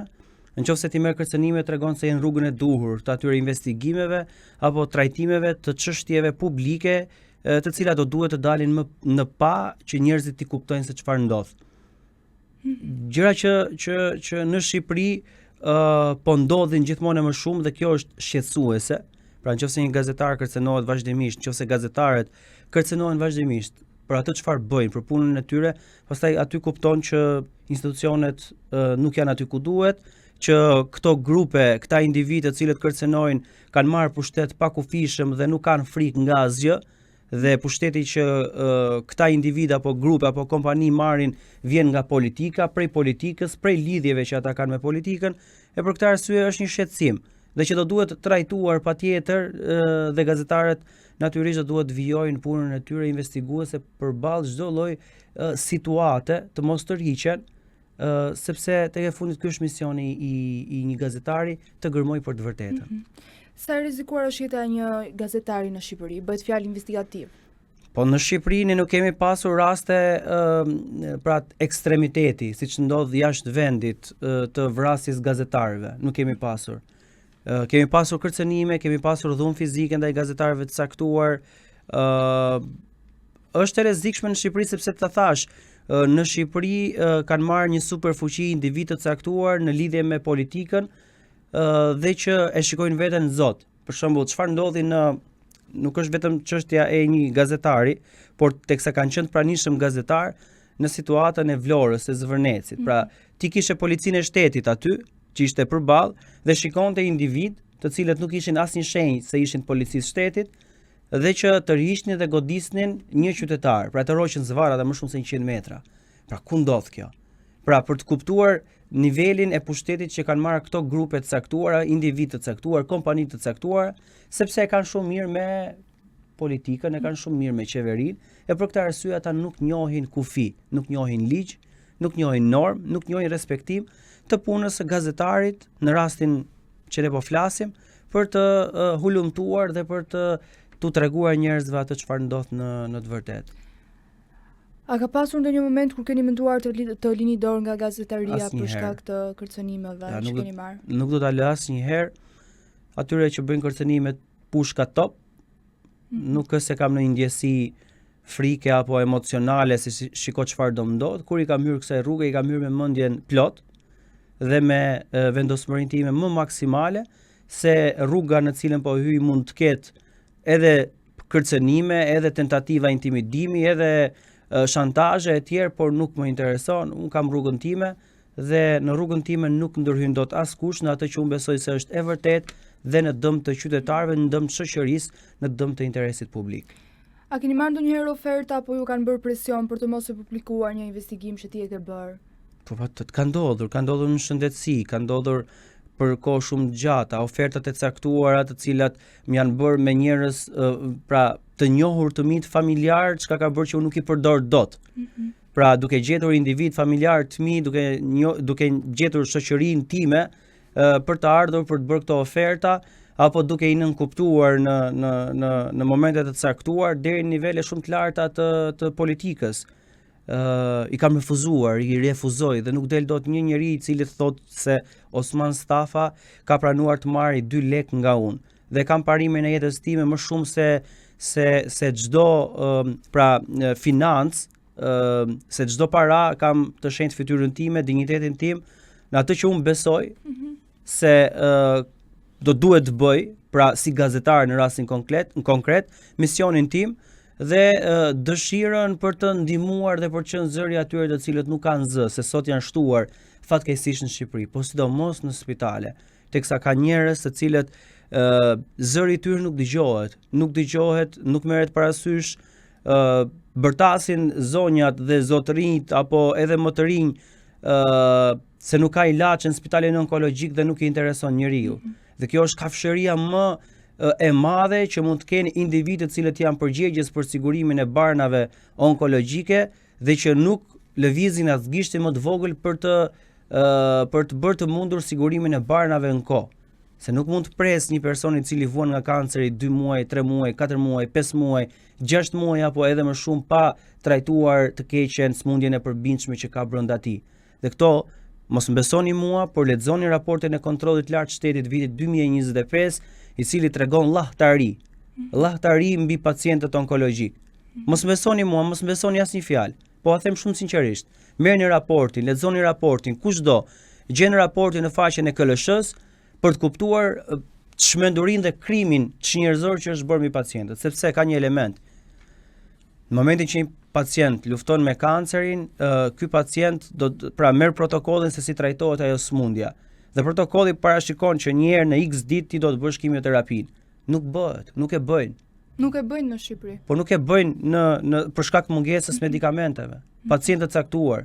Pra, ti mund të kesh nuk e di, 10 pacient, 20, 30, 250 për shembull ishin përpara pak kohësh, përpara pak javësh, 250 pacientë të cilët kërkonin mbarjen nilotinib, 2 muaj e gjysmë pa medikamentin. 2 muaj e gjysmë ta mbetën pa trajtim. Po si mund të rish ti ta trajtosh kancerin ti pa ilaçe? Pra ti po shkon në një luftë, ke një ushtri atje që është ajo smundja kancerogjene, një ushtri armike që do të luftojë në momentin më parë të sulmon, në momentin më dobët të sulmon, dhe ti shkon me një ushtri pa armë, pa pazmore, pa asgjë. Si do I mundësh ti ata? Pra kjo është ajo çfarë ndodh me pacientët të cilët vuajnë nga kanceri, me gratë të cilat vuajnë nga kanceri ginekologjik, nuk ka brakiterapi. Si do luftojnë këto gra kancerin? Në fund vitit thot ministre do vi. Po mirë, ato gratë si do I thon kancerit, prit ti sa të vi momenti që ministri atë sjellë brakiterapin? Po ti nëse s'bën brakiterapin, ajo grua rrezikon që të rikthehet I përsëritet smundja. Ajo bën kimioterapi, bën rrezet jashtme dhe kur vjen cikli I fundit, pra trajtimi I fundit që do të bëjë me brakiterapi, nuk e bën. Dhe shteti shqiptar nuk e rimburson. Pra që të japi parat, të gjej spitalin që unë nuk ta jap dot si shërbim, dhe duke qenë se është një shërbim etik, unë po t'jap mundësinë ty që të shkosh ta bësh diku jashtë. Ndërkohë nga ana tjetër ti ke gratë të cilat vuajnë nga kanceri ginekologjik, të cilat nuk kanë brakiterapinë QSUT. Pra, është e pamendueshme se si ky shtet pret fundin e vitit, se ashtu ka thënë ministrja, se atëherë do të vi pajisja për të trajtuar kancerin. Pra, I thon pacientes, I thon kancerit pacientes, që prit ti se deri në fund të vitit ne nuk mund ta trajtojmë smundjen. Pra as nuk I rimbursojnë këto. Dhe ti këtu kupton situatën e vështirë ku gjenden njerëzit në Shqipëri. Pra, këto investigime, këto çfarë un kam bërë për gjatë gjithë këtyre viteve kanë shqetësuar jo pak sistemin. Dhe ka shkuar në pikën ku këta njerëz të afrohen për të tentuar, për të kërkuar, për të gjetur gjuhën me ty, dhe gjuha sipas tyre funksionon vetëm nëpërmjet paras, nëpërmjet benefiteve që ty të japin. Jo, nuk funksionon kështu. Po miqt nuk guxon njëri të paktën miqt të mi vinë më kërkojnë mua që shiko se X-in dhe Y-in I kemi miq të tjerë. Dhe unë I respektoj dhe I falenderoj miqtë e mi që ka ndodhur kjo gjë, pra u janë afruar në të tillë formë dhe kanë refuzuar të vinë të bëjnë mikun tek unë.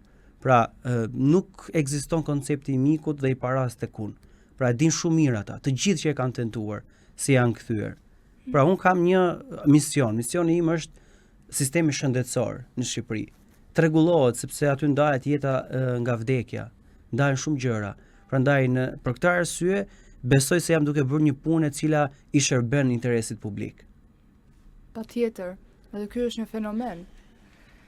Unë jam shumë kurioze të di se cili ka qenë kërcënimi më serioz që keni marrë gjatë gjithë karrierës tuaj.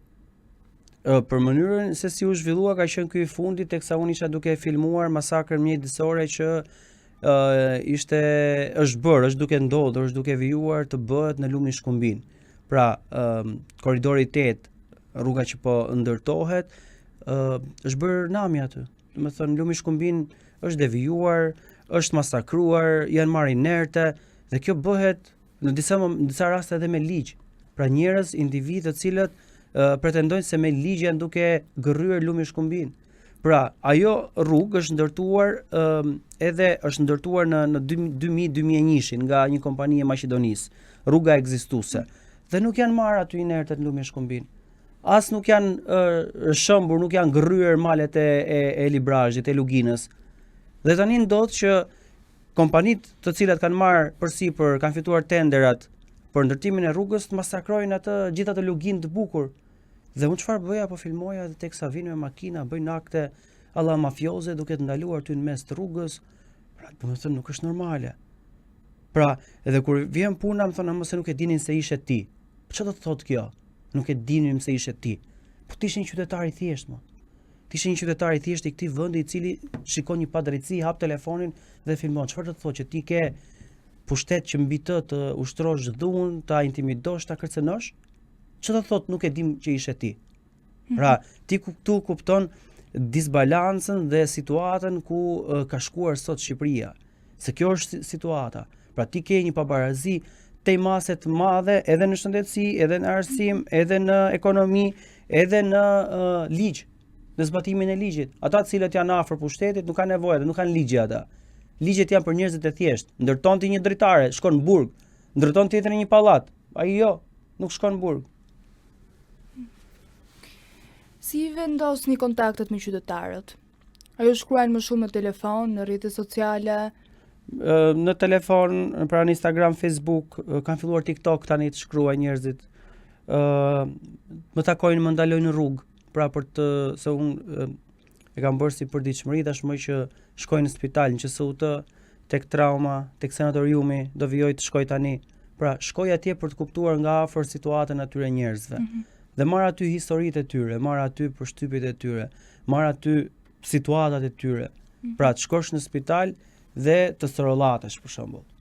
Të shkosh në spital dhe të presësh me muaj për ilaçe, me muaj për diagnostikime, për operime, duhet të paguash, se ndryshe nuk shikon njëri me dorë, se kështu është ngritur sistemi këtu. Pra është krijuar një sistem i tillë që secili të haj për vete, që nga roja deri tek më i larti. Si e verifikoni informacionin përpara se ta publikoni? Kam format e mia të verifikimit, kontaktet e mia, burimet e mia. Pra çdo informacion që u marr përpiqem ta verifikoj. Për shembull, mua më është dashur gati 3 vite të hyj në spitalin onkologjik, të hyj në thonjza, se fizikisht nuk më lën. Që të hyj aty për të kuptuar çfarë ndodh, që të shtija në dorë evidenca, prova se çfarë ndodh me pacientët aty. Të merrja raporte, të merrja dëshmi njerëzish, të bindja individ aty që punojnë në spital që shiko, nuk do ta tradhtoj besimin tënd. Më beso mua dhe këtë do ta bëj unë si luftë. E teksa këta njerëz pastaj të besojnë, pra të bëjnë aktin më sublim të një njeriu, të japësh besim një individi. E teksa të japin besim, pastaj ti ke detyrën që atë besimin që ata ta kanë dhënë ta çosh përpara. Dhe kjo ka ndodhur në rastin konkret. I kam dhënë besim njerëzve që përpara 5 vitesh kur e kam nisë këtë betejë. Dhe sot këta njerëz vinë dhe pa pikën e frikës tek unë për të mbesuar historinë e tyre, për të mbesuar ngjarjen e tyre që ta bëj publike, ta bërtas dhe të faktojmë se çfarë ndodh me pacientët kur shkojnë në spitale. Sa bashkëpunues janë punonjësit e institucioneve? Po janë fare bashkëpunues. Domethënë flasim, nuk e di për çfarë institucionesh thua, por institucione spitalore, po thua për mjek apo për mjekët, infermierët. Po, edhe rojët. Po me këta të fundit nuk e se duat të merren se nuk kanë, pra këta shkretët janë bërë si doktor. Pra vinë pacientët në spital, këta i marrin letrat, i shikojnë, okay, thotë je për këtu, je për atje, etj. Pra një punonjës security që bën doktorin sa po shkon ti aty. Pra nuk ka logjik, nuk shkon. Duhet të jetë një koordinator, duhet të jetë një person i cili ditë kuptoj, ditë marr vesh etj. Këtu është bërë që ai shkreti do bëjë edhe këtë punën. Por patjetër që unë me ndihmën e mjekëve dhe infermierëve kam bërë betejën time, pra për të hyrë në spitale dhe për të kuptuar si funksionon sistemi. Dhe patjetër më janë bërë kraj i rëndësishëm, sepse ka zëra të cilët nuk flasin dot, nuk e bëjnë dot betejën publike, kanë frikrat e tyre, kanë frikën e punës, kanë frikën e rrogës e të tjerë, dhe që më kanë bërë që të më japin informacion mjaftueshëm që unë ta bëj këtë betejë në rrjetet e mia, në publike, kudo tjetër. Jeni identifikuar si zëri më i fortë në mbrojtje të pacientëve, veçanërisht të onkologjikut.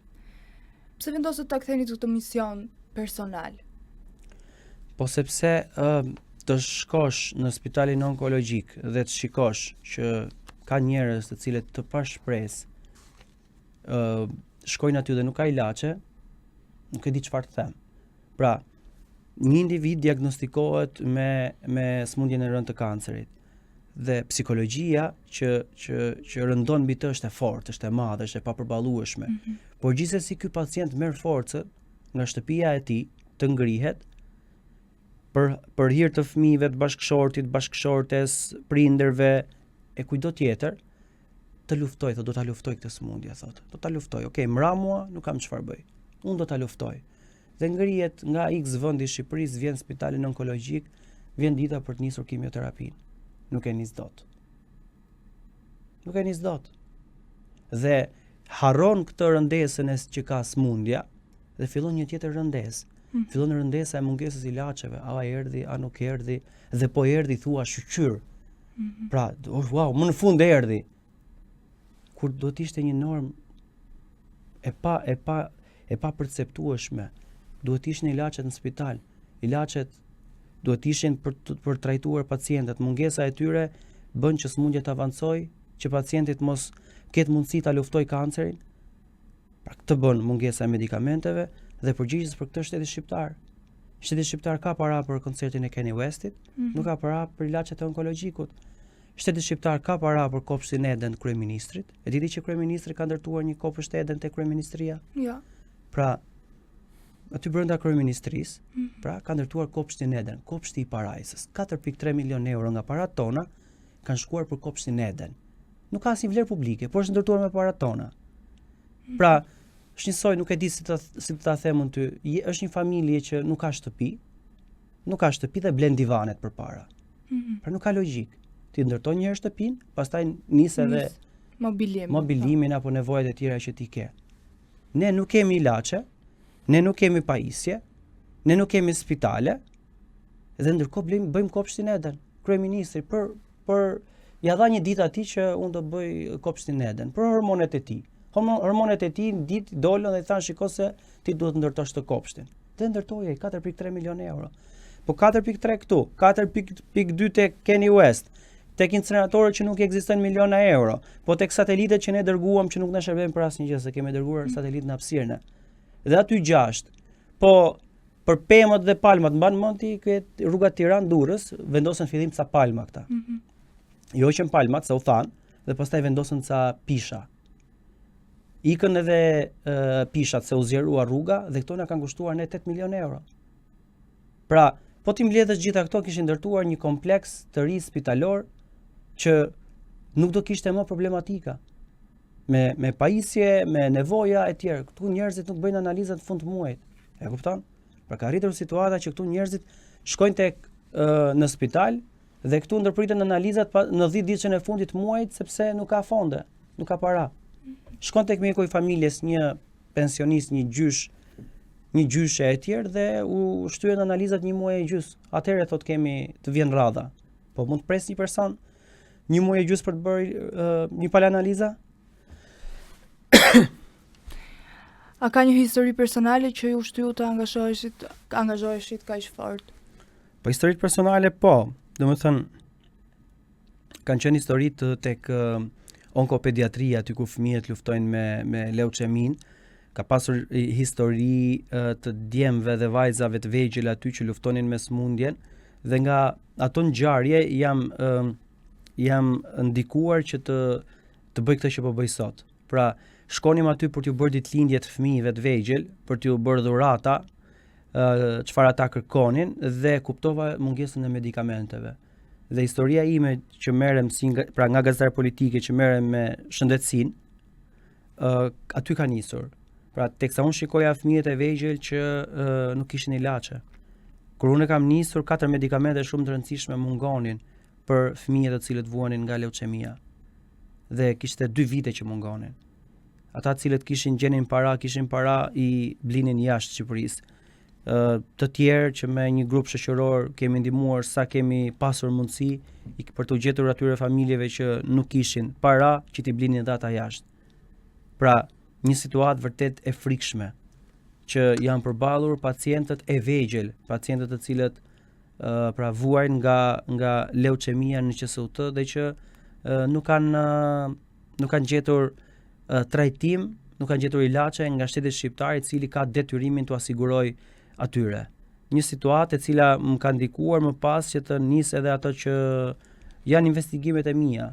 Fillimisht aty, pastaj me spitalin onkologjik, tani me gjithë spitalet e tjera, vetëm se nuk dubloj dot veten time që të çoj një Osman në Korç, një Osman në spitalin e Shkodrës, një Osman në spitalin e Vlorës, një Osman në spitalin e Elbasanit apo Durrësit. Pra duhet ta dubloj veten, se s'kam se si ja bëj. Po teknologjia s'ka rrit akoma aty që të klonohet njeriu. Atëherë ju keni denoncuar vazhdimisht. Si është gjendja, situata sot në spitale? Ja, për të japur një shembull ty për Me shembull. ilaçet, medikamentet. Po ka mungesa, nuk ka Sërish, edhe pse ti ke denoncuar. Por vin, kur unë filloj dhe bërtas, vjen ilaçi pas një kohe të caktuar. Pastaj kur vjen ky ilaçi fillon të mungon një tjetër, duhet filloj të bërtas këtë tjetrin. Do vi ky tjetri, fillon mungon një tjetër. Pra, domethënë është një situatë çesharake. Por unë të them ty një gjë sepse domethënë mungesa e ilaçeve kimi është jetësore. Mungesa e brakiterapisë është jetësore. Mungesa e PET skanit për ata të cilët duhet të bëjnë pra këtë lloj diagnostikimi në Shqipëri është jetësore. Nuk ka Shqipëria PET skan. Pra është një lloj diagnostikimi shumë i rëndësishëm për çmuret që vijnë nga kanceri. Në mungesë të tij, ata që kanë para shkojnë ose në Turqi, në Itali ose tek privati. Ata të tjerë të ringrohen në diell. Nuk e bëjnë. Bëjnë e zëvendësojnë me skaner të thjeshtë apo me rezonancë magnetike që nuk e kryen funksionin e PET skanit. Po të them unë një tjetër ty që është lemëri edhe që nuk e di. Të qëllon që të bie goditje në kokë, ishemicë cerebrale, dhe ti shkon në QSUT dhe protokolli e kërkon që ti duhet bësh ndërhyrje sa më të shpejt brenda 6 orëve që të shpëtosh ose pra që të mos mbetesh i paralizuar ose mos vdesësh. Pra aq serioze është. QSUT nuk bëhet asnjëherë as trombektomia as arteriografia që shpëton jetën e njeriu. Dhe çfarë ndodh? Ti ke vetëm një rrugë.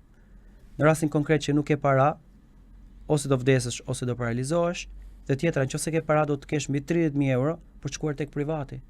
Privati e ka, shteti nuk e ka. Si është e mundur? Aq fuqishëm është privati sa që e ka lënë shtetin? Pra janë disa shërbime, disa trajtime të cilat janë jetike. Në mungesë të tyre ne ose paralizohemi ose vdesim. Kurse këta jo. Këta i kanë parat, i kanë miqt, i kanë të gjitha mundësitë për t'i trajtuar si tek privati, si jashtë vendit. Pra ti kishe doktor Pullum Piperon, i uroj shëndet dhe jetë, dhe këtë e them nga zemra, por që i ra goditje në kokë. Vajtin QSUT nuk bëhet trombektomia, vajti e bërin privat. Mira i ka parat, dhe ka punuar bravo i qoftë, po një që nuk i ka, si do ja bëj? Pra, ti kupton këtu realitetet e frikshme që shqiptarët janë braktisur në këtë situatën e shëndetësisë tonë, ndërkohë nga ana tjetër ti shikon që ish zëvendës ministri e shëndetësisë, Mira Rakacolli, në momentin që i ra një smundje onkologjike, i mori 80 milion shtetit shqiptar dhe shkoi e trajtoi njëherë në Itali, njëherë në Amerikë. Pra si mundet një person i cili thotë se shëndetësia shqiptare ka arritur majat, është europiane, është me standarde, nuk trajtohet në QSUT. Dhe unë kam një ide. Nëse spitalet shqiptare duan njerëzit që të rregullohen, duhet të kërkojnë të bëhet një ligj që të gjithë politikanët, pushtetarët, nëse kanë halle, ata dhe familjarët e tyre të ngushtë, të shkojnë me detyrim QSUT të trajtohen aty. Pse ti ikin jashtë këta? Ka një hall, marrin avionin, marrin charterin, ikin trajtohen jashtë. Pse s'trajtohen QSUT këta, si gjithë tjerët? Po ku është problemi më i madh i sistemit shëndetësor në Shqipëri? Është korrupsioni, mungesa e fondeve apo keq menaxhimi? Po keq menaxhimi është, sepse po ka që vjedhin. Po korrupsioni patjetër që është. Po mungesa e fondeve po është. Ne kemi rreth 2.9% prodhimit brendshëm bruto që ja dedikojmë shëndetësisë. Dhe Kosova e ka më lart se ne, para që çon tek shëndetësia. Pastaj e ke Maqedoninë e Veriut që po marr këto vende të komshi që kemi. E ka rreth 5%. Serbia e ka 5.5-6%. Pra, vende të cilat i japin para më shumë shëndetësisë. Kurse ne nuk japim para shëndetësisë, ne kemi hallin e Kopshit Eden, kemi hallin e Keni Westit, kemi hallin e satelitëve, incineratorëve që nuk ekzistojnë, e Tigrit 1 dhe Tigrit 3 në Vlorë që nuk shërbejnë për asgjë, por na marrin miliona euro. Pra ne kemi halle të tjera, nuk kemi hallen e spitalit. Çfarë hallet e spitalit? Shkojnë njerëzit aty ose të vdesin ose të paguajnë lekë, shkojnë ke privati. Se kjo është mundësia që u ka lënë shteti shqiptar. Kurse këta vet kanë tjetër standard se ikin dhe të kurohen jashtë, se këta janë bine. Pra janë kafsh, pra po të shikosh George Orwellin, pra që nëse ke lexuar librin Ferma e kafshëve, do kuptosh shumë gjëra që për mua po jetohen aktualisht në Shqipëri. Pra, që lidhet me disa kafshë janë më të barabarta se të tjerat, pra, do të thënë me mënyrën se si këta e shikojnë veten dhe se si shikojnë popullin e thjeshtë. Ka diferencë të madhe. Sa e lidhur është me politikën dhe biznesin? Kjo lloj situate. Po me politikën është sepse nga aty buron çdo gjë. Pra, politika ka detyrimin, sidomos pushteti, partia që është në qeverisje, të çojë më shumë para tek të smurët, për pajisje, për trajtime, për ilaçe, për të gjitha. Dhe kanë vendosur që mos të çojnë. Sepse e thash edhe pak më herët, prioriteti i tyre është tjetër. Biznesi patjetër që po, sidomos kompanitë farmaceutike. Kanë interesat e tyre, janë të lidhura, luftojnë që medikamentet e tyre të hyjnë në treg, të rimbursohen apo të blihen apo të përdoren, ndërkohë që janë medikamente, një pjesë shumë e madhe e tyre që njerëzit edhe pasi i marrin nuk shikojnë një përmirësim. I marrin në Itali, i marrin në Greqi, shikojnë përmirësim. Ka një problem dhe këtu. Pra këtu nuk ka më treg, pra nuk ka më rregull, nuk ka më kontroll për të kuptuar që ore çfarë ilaçesh pinë shqiptarët. A kanë efekt? A kanë cilësi? E të tjerë. Unë kam publikuar këtu raste që pacientëve ju janë dhënë ilaçe të skaduara nga vetë spitalet. Kam publikuar për tuberkulozin, për shembull. Ilaçe të skaduara kanë marrë njerëzit. Po sipas jush, pse nuk kemi ende përgjegjësi penale për skandalet që janë denoncuar ndër vite? Po sepse mua më duket sikur drejtësia nuk është se i ka shumë qejf ti hetoj këto çështje që lidhen me shëndetësinë, me korrupsionin në shëndetësi, me shpërdorimin e detyrës në shëndetësi, se më duket është fokusuar tek krimi i organizuar dhe tek politika dhe korrupsioni që ndodh aty. Shpërdorimi i detyrës që ndodh aty. Por unë ja bëj thirrje këtë drejtësisë, SPAK-ut, prokurorisë Tiranës që të hetojnë çfarë ndodh në shëndetësi, sepse jo pak herë kam takuar njerëz të drejtësisë apo të prokurorisë hetues, të cilët vinë dhe ankohen për situatën në shëndetësi. Po mos u anko, ti e ke mundësinë, e ke instrumentin të hetosh. Pra kërkoj ndonjëherë hetimet i bëj unë nuk jam prokuror. Unë jam gazetar dhe hetimet e mia shkojnë deri në një pikë. Pastaj hetimet më të thelluara duhet i bëjnë ata. Unë kam çuar dosjen SPAK, kam çuar dosjen Prokurorinë e Tiranës. Pres që të hetohen, po nuk dua t'i paragjykoj. Pres që të hetojnë. Sepse në mes është shëndeti i shqiptarëve. Shpërdorimi i detyrës është i frikshëm. Pra unë jam duke përgatitur tashmë një kallëzim të ri që lidhet me barnat e spitalit onkologjik, do ta dorëzoj në vijim, por është për mua është e papranueshme. E gjithë situata çfarë ndodh në Shqipëri me spitalet. Pra jam fokusuar tek spitalet sepse luhet jeta dhe vdekja. Pra ose do fitosh jetën aty do përmirësohesh ose do bësh më keq dhe do vdesësh. Pra nuk është një çështje që është shumë e thjeshtë, dhe hajde se edhe mund ta tejkalojmë, edhe mund ta falim, edhe mund ta negociojmë me të tjerë. Jo, këtu nuk ka negociim. Këtu është jeta dhe vdekja, ose të përmirësohet dhe fiton jetën, ose nuk përmirësohet dhe shkon drejt fatalitetit. Nëse SPAK do të nisë nesër një hetim të thellë në shëndetësi, nga cili institucion do ta nisë? Nga spitali onkologjik. Pastaj tek neurologjia, pastaj tek kardiokirurgjia, pastaj tek gjithë spitalet në Shqipëri, pastaj tek shpërdorimi i detyrës që bëjnë ministrat, pastaj tek farmacia qendrore e QSUT-s, pastaj tek drejtoria, po ka dokumenta plot. Ka realisht dokumenta plot për shpërdorimin e detyrës, për vjedhjet që janë bërë në spitale, ka plot, vetëm të kenë vullnet për të hetuar. Të kam parë në rrjetet sociale që ke qenë i angazhuar dhe në protestë. E kam mbështetur protestën, e mbështes si një qytetar, nuk është një protestë politike, nuk është një protestë siç tradicionalisht ka ndodhur në Shqipëri që i thrasin partitë politike, është një protestë e qytetarëve, të cilët kanë dalë për të artikuluar hallet e tyre.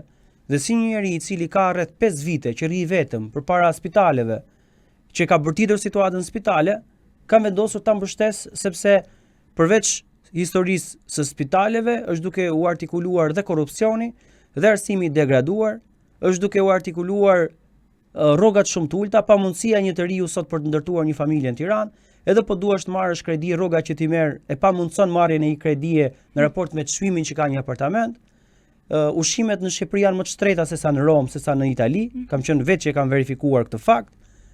Pensionet tu janë qesharake, shumë mirë që shqiptarët ai brezi i gjyshërve tan ka bërë shumë fëmijë në atë kohë, që ka nga 3, 4, 5 fëmijë, që nuk rëndon vetëm një sepse secili fëmijë në fund të muajit jep ilaçe për babain, për nënën e tij pensionist që të shkojnë në spital, të trajtohet, të blej ilaçe e nevojat e tjera që ata kanë.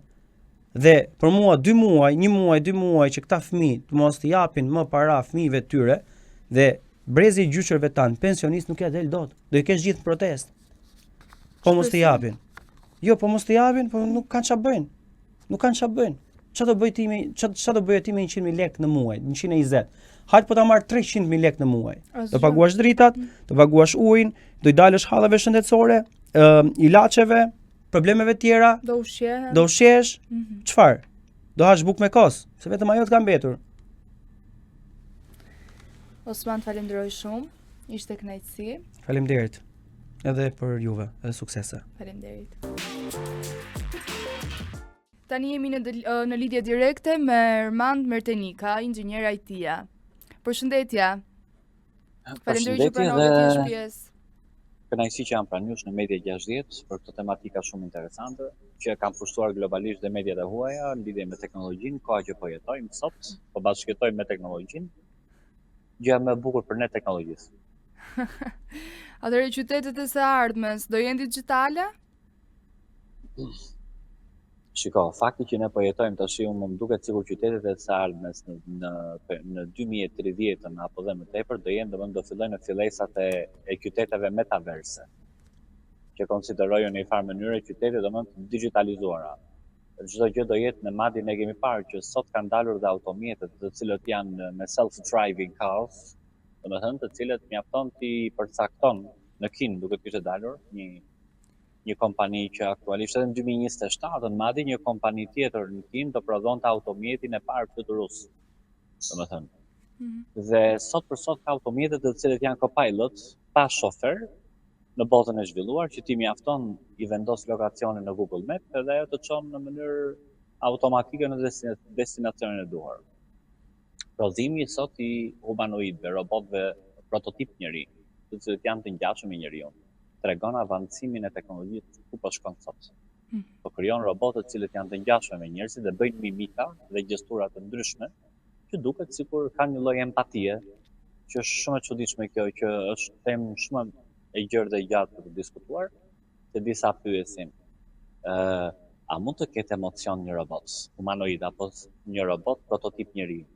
Në fakt, po ti shikosh, atë një sistem robotika meka që ishte krijuar para një vit e pak më duket, që ishte prezantuar në një ekzibicion, bënte mimika në fytyrë, buzëqeshje, blinkime të fytyrës etj, që do të thotë pikërisht ose e themi ne pak si me batut shkelje të syrit, që do të thotë pikërisht pra disa të cilët nuk janë të teknologjisë thonë si ka mundësi që këto humanoidët bëjnë mimika apo gjestura, duket sikur kanë emocione.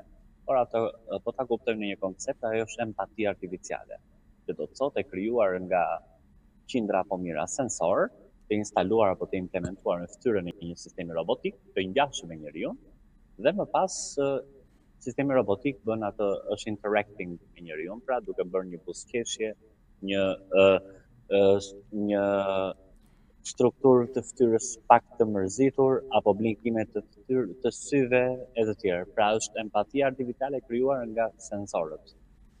Kështu që mendoj që me këtë zhvillim që po ndosë, që po bëhet, digitalizimi tash bën për pjesë e jona, dhe sigurisht domethënë mund të flasim edhe për qytetet të cilët tashmë do evoluohen, domethënë ku teknologjia dhe digitalizimi do bëhet pjesë. Po, e ndjejnë këtë që bëjnë, se pyetja më e madhe ne gjeneratës Z, se jemi shumë kurioz, por a e ndjejnë gjëra që bëjnë robotët?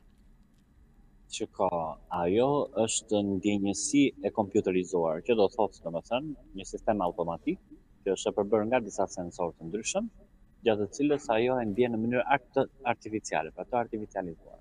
Por asnjëherë domethënë një sistem robotik nuk do ketë humanoid, prototip njeri, nuk do ketë asnjëherë atë empati natyrale që e kemi ne. Pra, pjesë e inteligjencës natyrale që është kjo.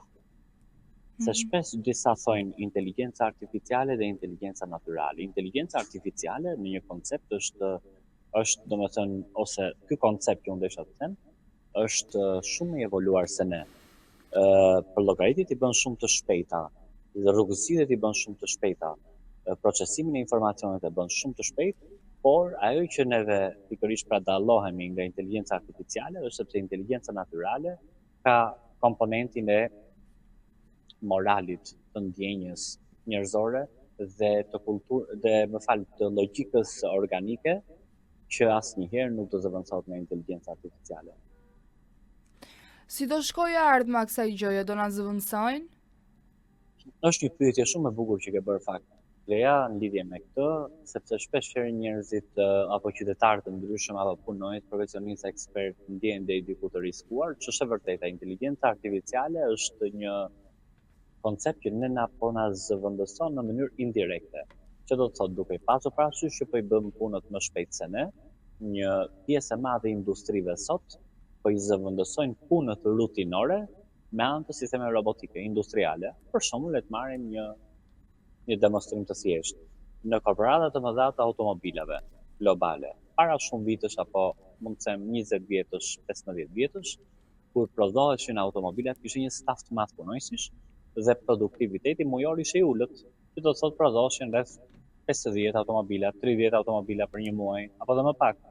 Sot, duke pasur parasysh që korporatat kanë implementuar teknologjinë, pra sistemet robotike industriale, sistemet automatizimit, software-ët e tjerë, sot në korporatat të mëdha ke një staf të vogël punonjësish. Kush janë këto staf i vogël? Janë overqualified people ose well-trained people. Pra ato që janë të profilizuar e trajnuar shumë mirë edhe të mbi kualifikuarit, që janë të pak në numër, dhe pjesën tjetër e bën sistemi robotik me një shpejtësi maramëndse. Dhe produktiviteti mujor sot që po jetojmë është 3.000 automobila, 4.000 automobila në muaj. E shikon çfarë lloj diferencë ka për shembull midis teknologjisë sot dhe 20 viteve përpara. Dhe njëjta gjë ndos pikërisht pra dhe në industritë të prodhimit të elektronikës, laptopëve, kompjuterave, procesorëve etj. Pra sot ne po jetojmë në një revolucion madhor të teknologjisë, që po na zëvendëson në mënyrë indirekte. Kjo është evidente. Treshja me e famshme teknologjisë që unë e quaj trekëndshi Bermudeve, shokët e Trumpit, domethënë, që është Elon Musk, Jeff Bezos dhe Bill Gates, që shpeshherë bëjnë disa deklarata, hedhin gurin lum, dhe ç'është e vërtetë janë ato i thonë dhe i bëjnë. Amazon për shembull, që kishte deklaruar që do shkurtonte gjysmën e numrit punonjësve nga korporata, do zëvendëson me sisteme robotike. I njëjti gjë dhe ky tjetri fantaksur Elon Musk, që shpeshherë po bën çuditëra që realisht janë shumë beneficiarë për botën që jetojmë, dhe ky tjetri Bill Gates që thotë njerëzit nuk do punojnë fare sepse për ne do punojnë sistemet elektronike, sistemet e IT-s. Pra, sepse inteligjenca artificiale është pjesë e sistemit, që do të thotë është një koncept që së shpeshherë ne kur na pyesin thonë çfarë është inteligjenca artificiale përdoret. Inteligjenca artificiale është koncept që tregon zhvillimin sot masiv të softwareve dhe hardwareve, gjatë të cilës ndërsuara me njëri tjetrin për të kryer sa më shumë funksione në mënyrë sa më të shpejtë edhe sa më të avancuara. Inteligjenca artificiale është një mik apo një konkurrent i njerëzimit? Unë do ta konsideroja faktikisht është alati më i fuqishëm i njerëzimit. Nuk është konkurrent i njerëzimit, sepse inteligjenca artificiale krijohet nga ne, pra krijohet nga inteligjenca natyrale, që për qëllimet tona, që ne ta përdorim në mënyrën e duhur, që ne ta përdorim për të reduktuar punët tona dhe ta përdorim për të thjeshtuar punët dhe t'i bëjmë sa më shpejt. Por inteligjenca artificiale do më thënë sigurisht që mund ta konsiderojmë deri diku pak konkurrent, sepse ç'është e vërteta po ndikon në zëvendësimin e disa profesioneve rutinore që unë e përmenda, që kjo u shkakton pikërisht pra kosto këtyre punojësve sepse i heqin nga puna. Po a mund na kthehet kjo në një bumerang, se ka ca mendime konspirative që në një kohë të caktuar këto robot do na sulmojnë neve? Më kujtohet një film shumë i bukur sepse unë që kur kam qenë i vogël dhe derisa të plakem pa bëj vetë për batut, dy filmat që i kam pasur shumë pasion, ka pas qenë filmi me Al Pacino, Simulation 1, pra Sim 1, që unë do ta tregoj pak, ka qenë edhe iRobot. Tek Simulation 1 me Al Pacino ishte një këngëtare shumë fantastike, ishte një zë shumë interesant. domethënë kishte një bukuri gati ideale.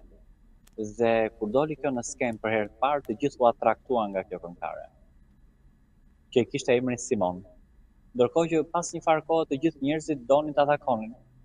Dhe Al Pacino në këtë rast po gjente mënyrat vetëm për të evituar takimin me njerëzit, sepse kjo këngëtare që ishte Simon, ishte një kod kompjuterik, ishte për një gjuhë programimi në një hologram madhe në një studio, që të jepte idenë sa më shumë të qartë, sikur të ishte një këngëtare njeri. Pra, imagjino Hollywoodi i ka ideuar para 20 vitesh, 25 vjetësh këto koncepte, pra fantastiko shkencor, dhe sot Silicon Valley i ka ekzekutuar, i ka bërë reale. Dhe filmi I Robot, që dua të kthejmë në pyetjen tënde, me Will Smith, që robotët u kthyen në luftëtar kundër njerëzimit, janë thjesht filma fantastiko shkencor. Por sistemet robotike janë nëse korruptohen teknologjikisht, që ne i themi procesorëve corrupted, atëherë mund të na kthejnë në bumerang. Inteligjenca artificiale në qeverisje, administratë dhe ekonomi. Si shihet dominanca e saj? Teknologjia sot, inteligjenca artificiale në qeveri edhe në politik, unë e shikoj domethënë që, ose më saktë, është bërë pjesë edhe e këtij klani ose e këtij drejtimi, sepse faktikisht nëse do marrim inteligjencën artificiale në administratë, pra inteligjenca artificiale në IT, që kemi të bëjmë pikërisht me implementimin e databazave të cilët azhurojnë vazhdimisht e softwareve të ndryshëm, implementimin në sistemin bankar, apo dhe strukturat e IT sot janë shumë më të thjeshta se sa kanë qenë po përpara. Imagjino për shembull një rastin tim, rreth para 15 vjetësh për shembull, për të krijuar një infrastrukturë rrjeti, që duhesh një punë masive, jo të merresh me serverat, updatimi, driverave, jo kompjuterat, jo laptopët e tjerë. Kurse sot është çdo gjë shumë easy, shumë e thjeshtë. Pra, në prokurimet publike ka një rëndësi shumë të madhe, sepse çfarë ndodh? Nëse inteligjenca artificiale aplikohet në prokurimet publike, do thotë që rrit transparencën e subjekteve.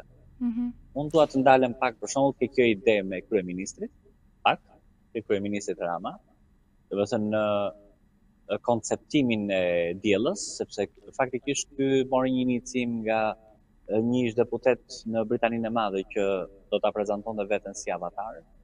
Domethënë ishte një biznesmen i teknologjisë, dhe kryeministri Rama me krijimin e diellës dha një ide goxha madhore. E para, me anti-inteligjencë artificiale, prokurimet janë transparente, subjektët konkurrojnë për një proces tenderimi, edhe fituesi del për një kohë shumë të shkurtër dhe transparent, dhe gjëja më e madhe që bëri për shembull diella, koncepti inteligjencë artificiale, është që e çoi Shqipërinë në arenën ndërkombëtare të promovimit marketingut. Pra u bë një marketing shumë i fuqishëm i Shqipërisë, dhe Shqipëria nuk është një vend i tretë, por ka të rinj të apasionuar mbas teknologjisë, ka startupe të ndryshme, ka të rinj të cilët janë të talentuar, dhe nuk është se ajo botë e zhvilluar ka më shumë se ne.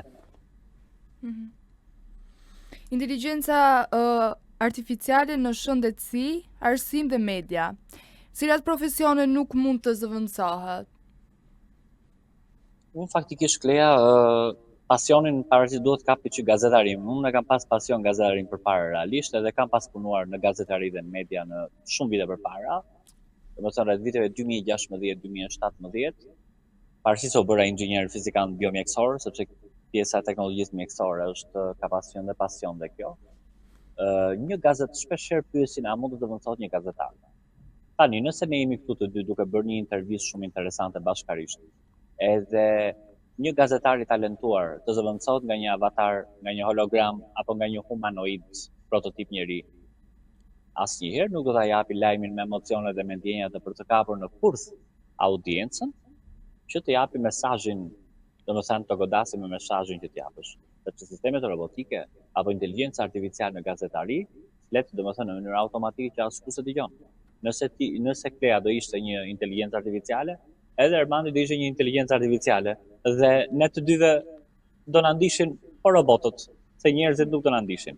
Por Në sektorin e medias, zhvillimi i teknologjisë dhe AI-s ka krijuar një revolucion. Kamerat robotike, cilësia e transmetimit, kualiteti domethënë i audio, videos, i dispozitivëve, i hardwareve është avancuar shumë. Madje dhe sot çdo njeri i apasionuar që ka talent komunikimi apo PR, normalisht mund të krijojë një podcast edhe pra sot domethënë mendoj që teknologjia po krijon një revolucion në botë, domethënë. Sigurisht në sektorin shëndetësor, para 20 vjetësh nuk mund të themi që shëndetësia ishte si sot, sepse diagnostikimi nuk ishte shumë i saktë para 20 vjetësh, sa është edhe sot. Sot përdoren sisteme robotike kirurgjikale, të cilët bëjnë operacione shumë precize. Kemi aparatura diagnostike të cilët mund të kapin në kohë të hershme sëmundjen më të rëndë të shekullit që themi apo globale, që është kanceri. Diagnostikimet laboratorike janë më të sakta, kështu që sot jetojmë në një shëndetësi me kualitet më të mirë, me një shëndetësi që redukton kohën e rehabilitimit apo të trajtimit dhe me një shëndetësi më të saktë se sa para 20 vjetësh. Për shembull, para 20 vjetësh apo 15 vjetësh, më fal që të ndërpreva Klea, nuk ka pas sisteme robotike kirurgjikale precize për ekstraktimin e një mase tumorale, për shembull. Sot ke robotin më të famshëm kirurgjikal, që është Da Vinci Robotic System, që bën kirurgji precize dhe pacienti hyn sot në kirurgji dhe mund të dali po sot ose nesër. Po në rregull, nëse ka një dëmtim gjatë operacionit, kush mban përgjegjësi? Ke bërë një pyetje shumë bukur përsëri. Përpara se kirurgji të bën me sisteme robotike, asnjëherë domethënë nuk mund të futem pa u bë kontrolli i sistemit.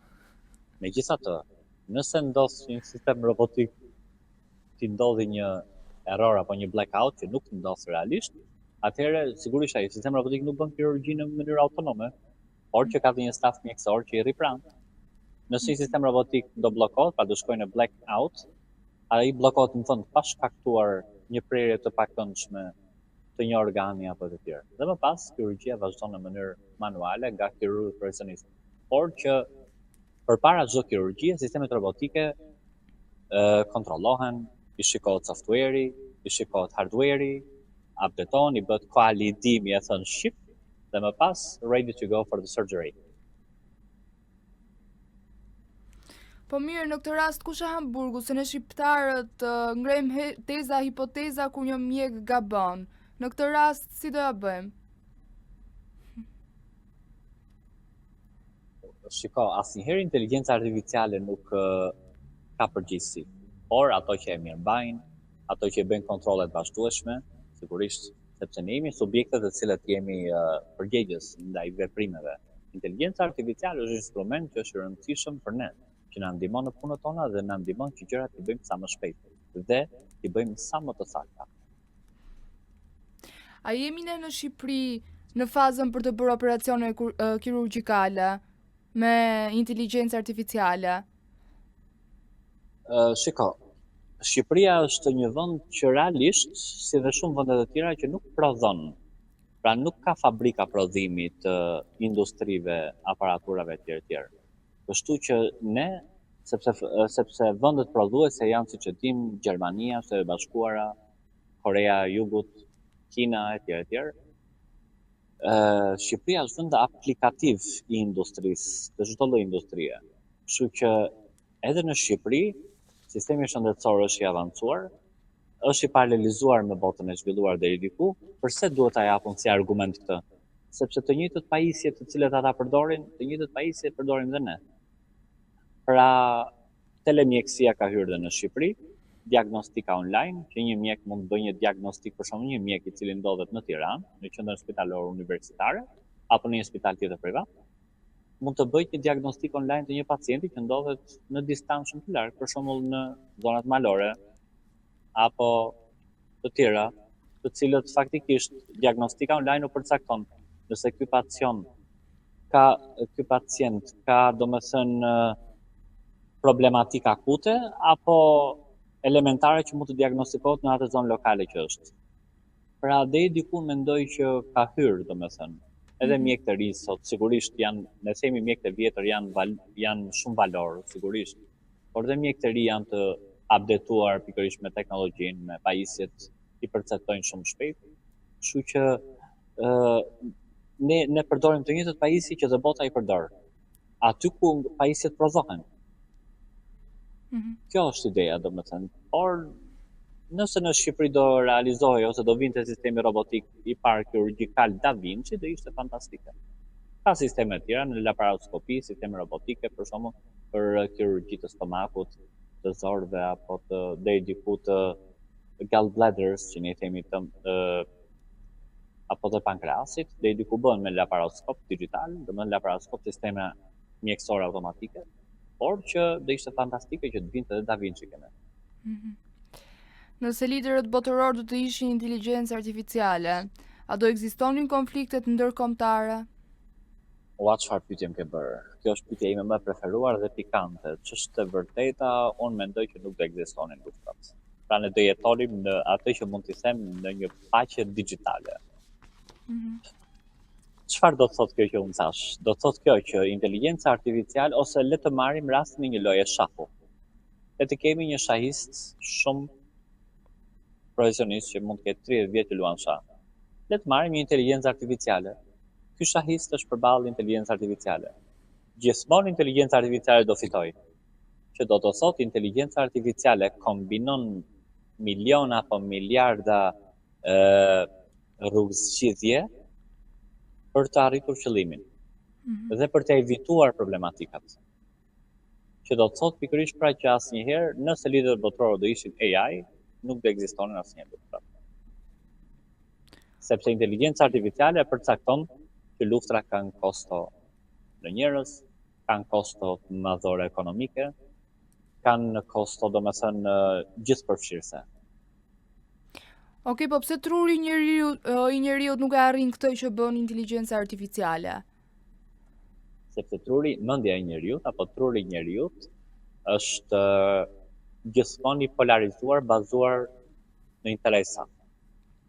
Që do të thotë, nëse interesat prishen, truri i njerëzve do shkaktoj konflikte.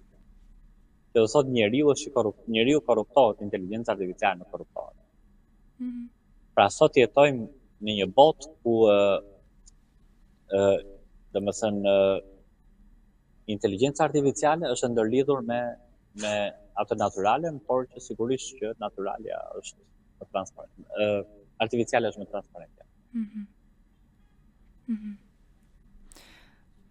Po sikur në kuvendin ku zhvillohet sot seanca plenare, të gjithë deputetët të ishin inteligjencë artificiale, pra robot.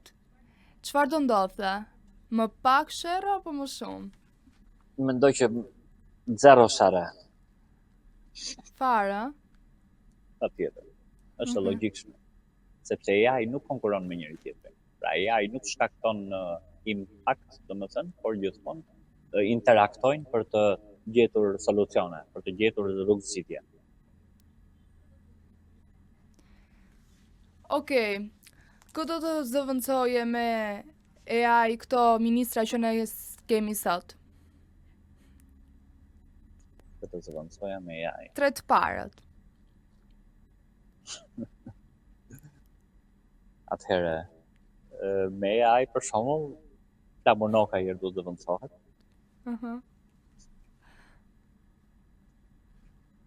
Tjetër. Korreshi nuk doja të zëvendësoja se është shumë i natyrshëm. Edhe Tiklia, çfarë pyetje të vështirë të bërë. Sali Berisha, po ashtu, pse jo? Do i shkonte inteligjenca artificiale, të ishte më mirë me inteligjencë artificiale. 2 u bën. Ja të mendojmë dhe një tjetër. Tash.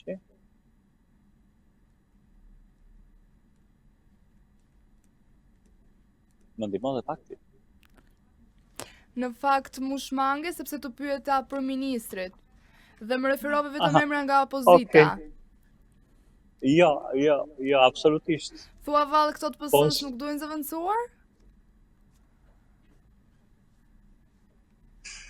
Shiko, nuk është unë nuk është domethënë se jam shumë pjesë e këtij klani realisht, por edhe Erionin se ta shikoshim mirë, do isha shumë kurioz ta shikoja Braçën, ta shikoja në formën e AI-t. Është interesant, ajo është interesant. Kemi zgjedhjet lokale pas disa muajsh. Kush nga bashkitë mund të ishte me krye bashkiak AI për ty?